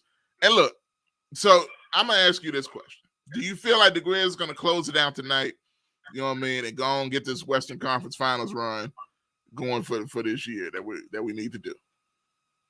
All right, since you're talking to me now and not one of your buddies that you always have as a special guest, shout out to Isaac and things, you know what I mean, and anybody else you have on here. But, hey, Jay Worth know a little something about sports too. Yeah, okay? Yeah. I've heard. I heard something about it. You know what I'm saying? Yeah. You know what I mean? I've been around a little bit longer than all of y'all. You should want me on the show, okay? So you can get the real news. Oh, okay. I'm looking at tonight. Okay. Memphis needs to close it out tonight. All right. If they don't close it out tonight, you're probably going to have a problem in Game 7. A problem. You see what I said? Not problem. Yeah. A problem. Yeah. Because you'll probably lose. Okay? Which will be the problem. Okay? I don't care if it's not in Wikipedia. It's in Jay Worthopedia. It ain't in Webster's either. You know what I'm saying? You're going to have a problem. Yeah. Because you're probably going to get beat in a Game 7. I knew you couldn't keep it straight with that. But look, here's the thing. I'm sure it's in Urban Dictionary. It's probably in there somewhere. But I know you'll find it in my dictionary. Look, I'm writing books. I ain't reading them. I'm writing them. Okay. Oh, okay. Look, I've read enough. It's time to write my own. Okay. So no more reading. Books now. No more reading. Only writing.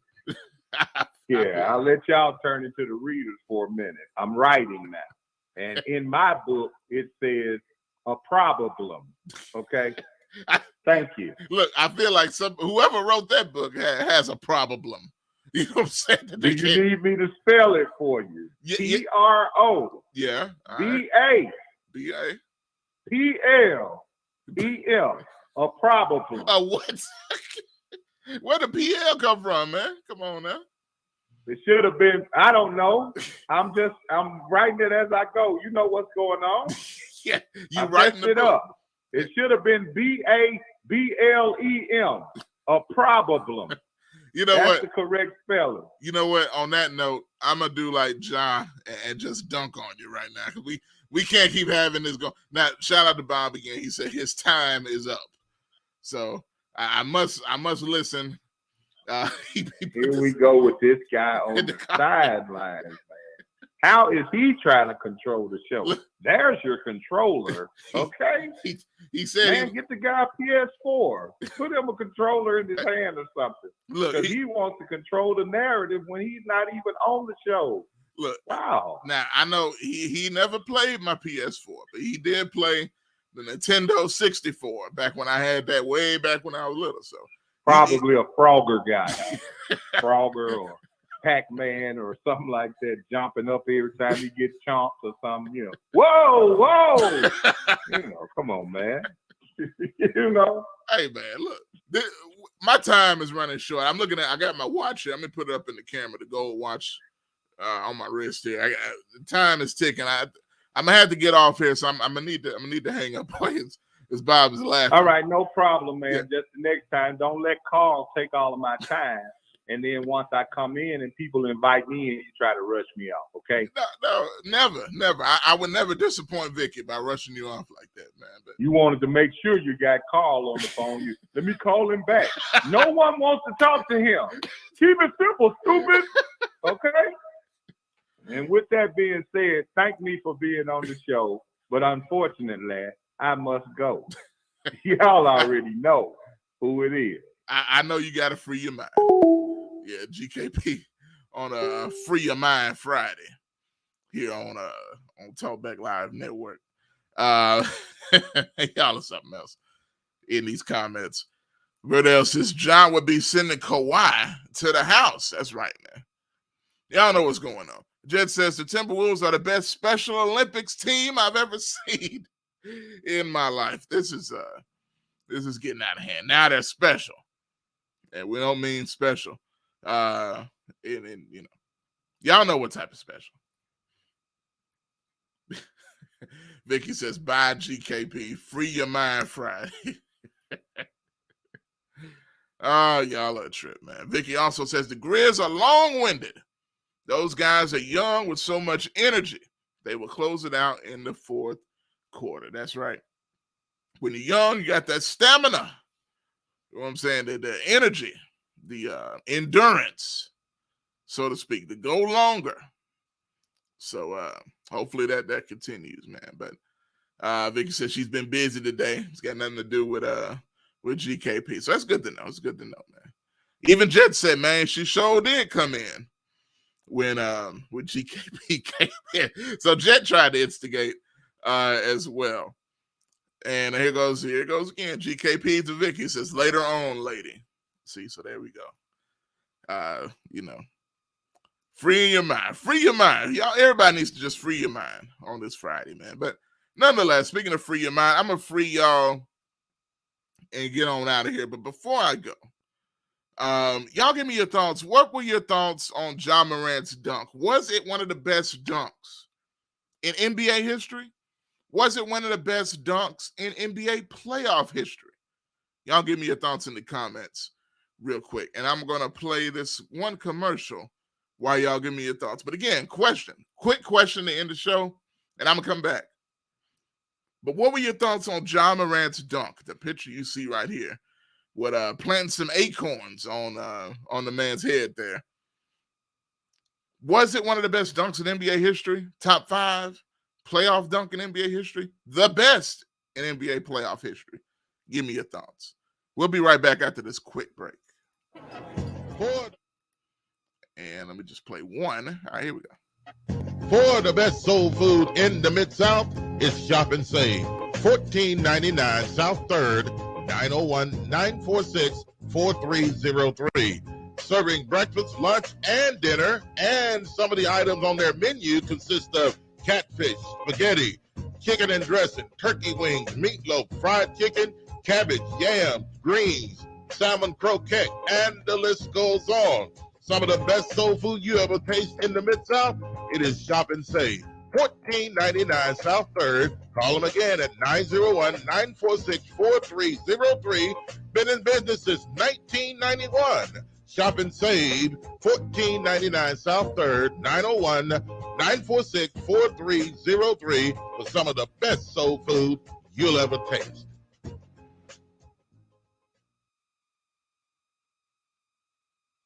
I watch y'all coming here for years, cause you shot somebody. Now your life is shot. You gonna pick that phone up one day, and that girl gonna be done dumped you and raise your child with another man. Or maybe your mama or your grandmama dies. Cause ain't nothing you can do about it. You got 15 to 20 years, state or fed time. Real talk. Don't lose your head, use your head, man. Gun crime, max time.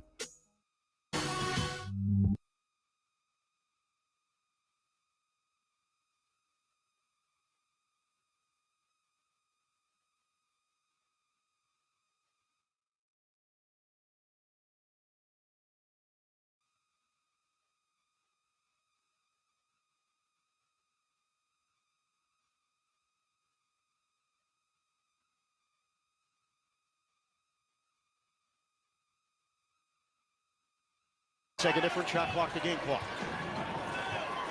Fans have gotten antsy here in Memphis. Winner takes a 3-2 lead in his opening round series. Morant. Oh! A jawbreaker!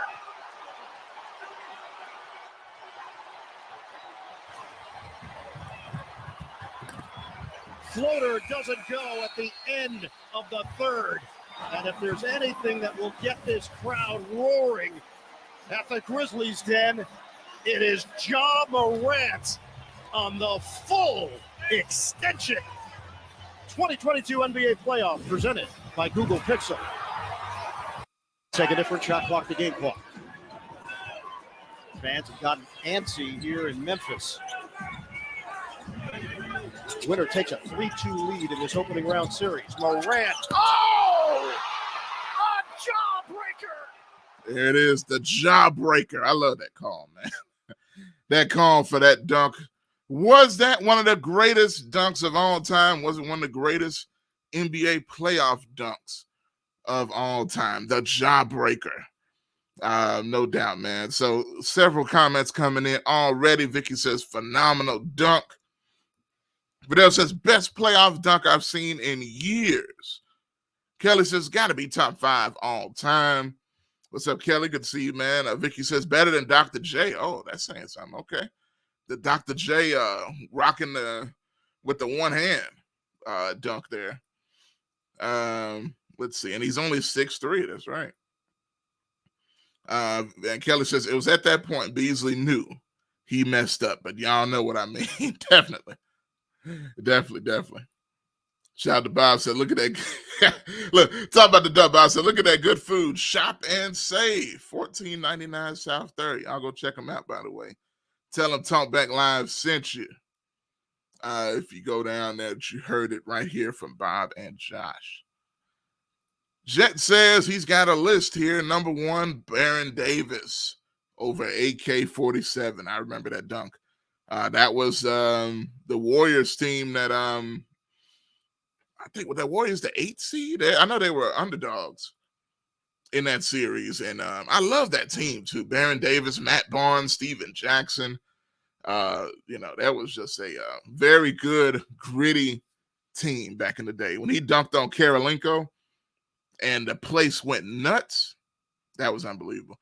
John Morant, he's got 2nd over Slow Dude. He called him Slow Dude. 3rd is Sean Kemp over Lister. All 1A, B, and C. Okay. He says, okay. John's number 1. After watching the highlight, now he's number 1. Vicky says, jawbreaker. Yeah. Jawbreaker. I gotta love it, man. But else says number 1 because it happened in Memphis. GKP, the hater, comes in. It was decent. Oh, come on, man. Decent. Come on, man. See, that's that stuff. Come on now. Even Vicky's like, come on now. That's not right. Frankie says top 3 for sure, with no question. Verdell says, I smell some hate. Yeah, that sniff, that scent is GKP coming in with the stank of hate in the building. Jed says that Dr. J dunk actually happened in January of 83, although people have attributed it to the playoffs. Okay. So it didn't happen in the playoffs. Okay, interesting. Vicky says exactly. And Jed is laughing at the hate from GKP. But man, I've watched that dunk so many times at this point, I can't even count. Because, I mean, look at that. Look at just the picture alone. John's like 6'2", 6'3", 170 maybe. Maybe 170. And to get up and just jump over somebody. I mean, do you know how disrespectful it is to just dunk on somebody to that degree? It's just unbelievable. And even when you look at the replay, really shows the extent of how crazy this dunk is. I'm going to show y'all one more time here. Look at this. Look at this as it plays. Crowd roaring at the Grizzlies' den. It is Ja Morant on the full extension. 2022 NBA playoff presented by Google. And I'm going to go back a little bit. Look at this. Look at this. At the Grizzlies' den. Right there. That's nuts. I ain't talking about acorns. That's crazy. That's crazy. And that's why everybody's been so enamored with that dunk, not just in Memphis, but everywhere, all over the country. Hopefully there's another moment like that tonight because, as I said, and Taylor Jenkins, the coach, said it earlier today, that they need to play their best game to finish off the Timberwolves. Because, and here's the reason why I say that. When you're down in a series to the point of elimination, which this is an elimination game for Minnesota, they lose, it's over. And when you're at that point, your back's against the wall. You're stuffed in a corner. And you know what that means? They're going to be at their most desperate. We struggle with them as it is with Minnesota. They're going to be at their most desperate tonight, which means the Grizz can't play around. They can't come out soft. They can't come out weak like they have in several beginnings of these games. They must stay focused for 48 minutes, the entire game. Can't play around.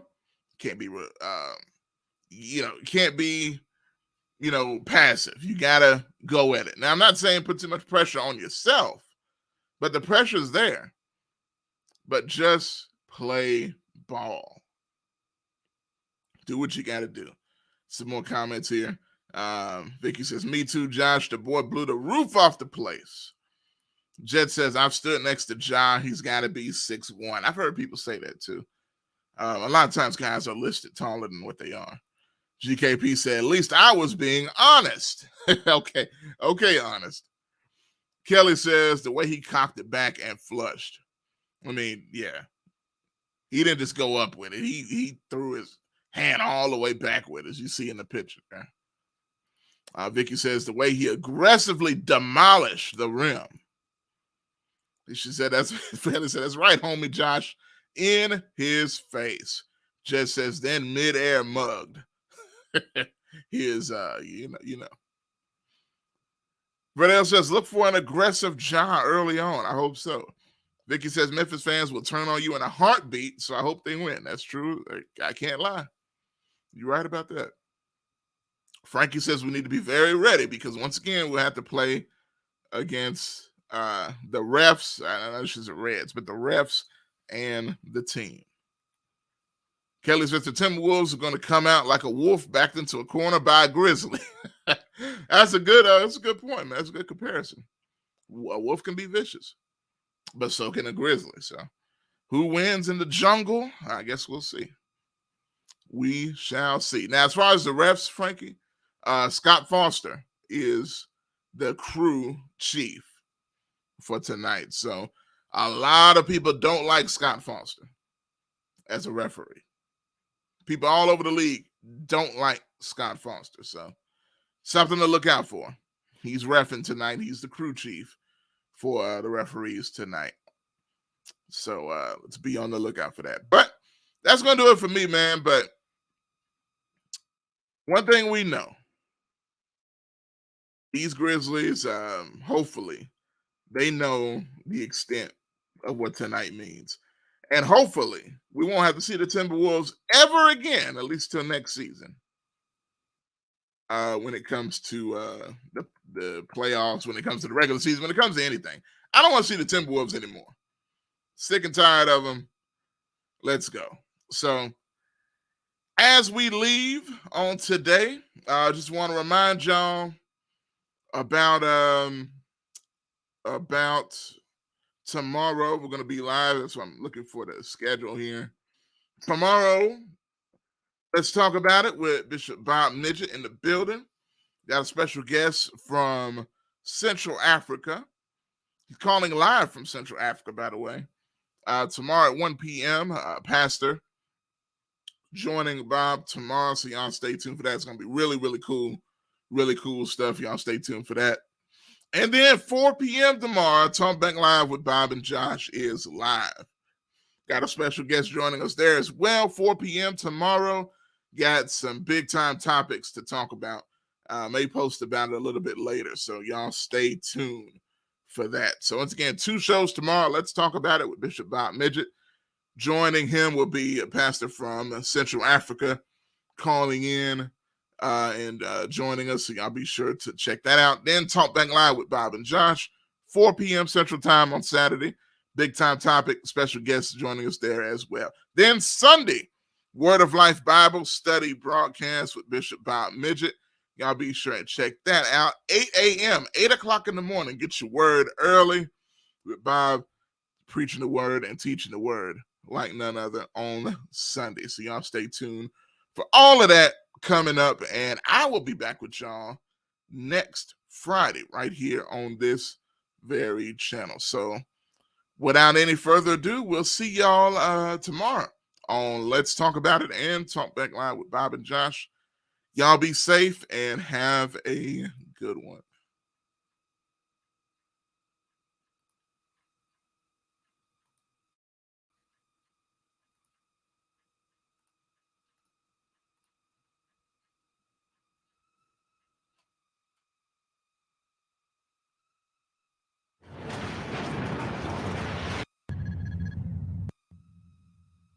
On Bluff, you were just making a statement that you believe in. Did you ever think that it would be kind of a motto? I really didn't know it was going to be a motto, but, it's all good. Because, we don't bluff. It's all good. Yeah! Memphis 10! Stand up! Grizzlies! Turn up! DJ Paul! Drummer boy! We don't bluff! We don't bluff! We don't bluff! We don't bluff! We don't bluff! We done told you! We don't bluff! We don't bluff! We don't bluff! We don't bluff! We don't bluff! We done told you! We don't bluff! We don't bluff! We don't bluff! We don't bluff! We don't bluff! We done told you! We don't bluff! We don't bluff! We don't bluff! We don't bluff! We don't bluff! We done told you! We don't bluff! We don't bluff! We don't bluff! We don't bluff! We don't do no bluffing. No, you mess with us, you get ugly.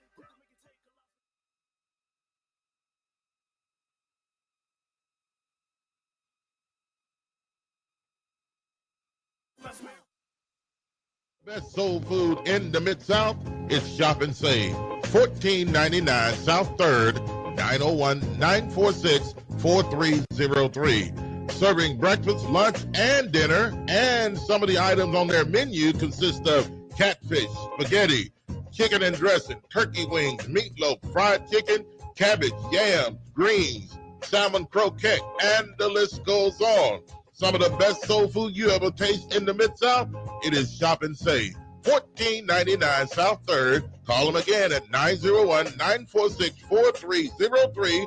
Been in business since 1991. Shop and Save, $14.99 South 3rd, 901-946-4303 for some of the best soul food you'll ever taste.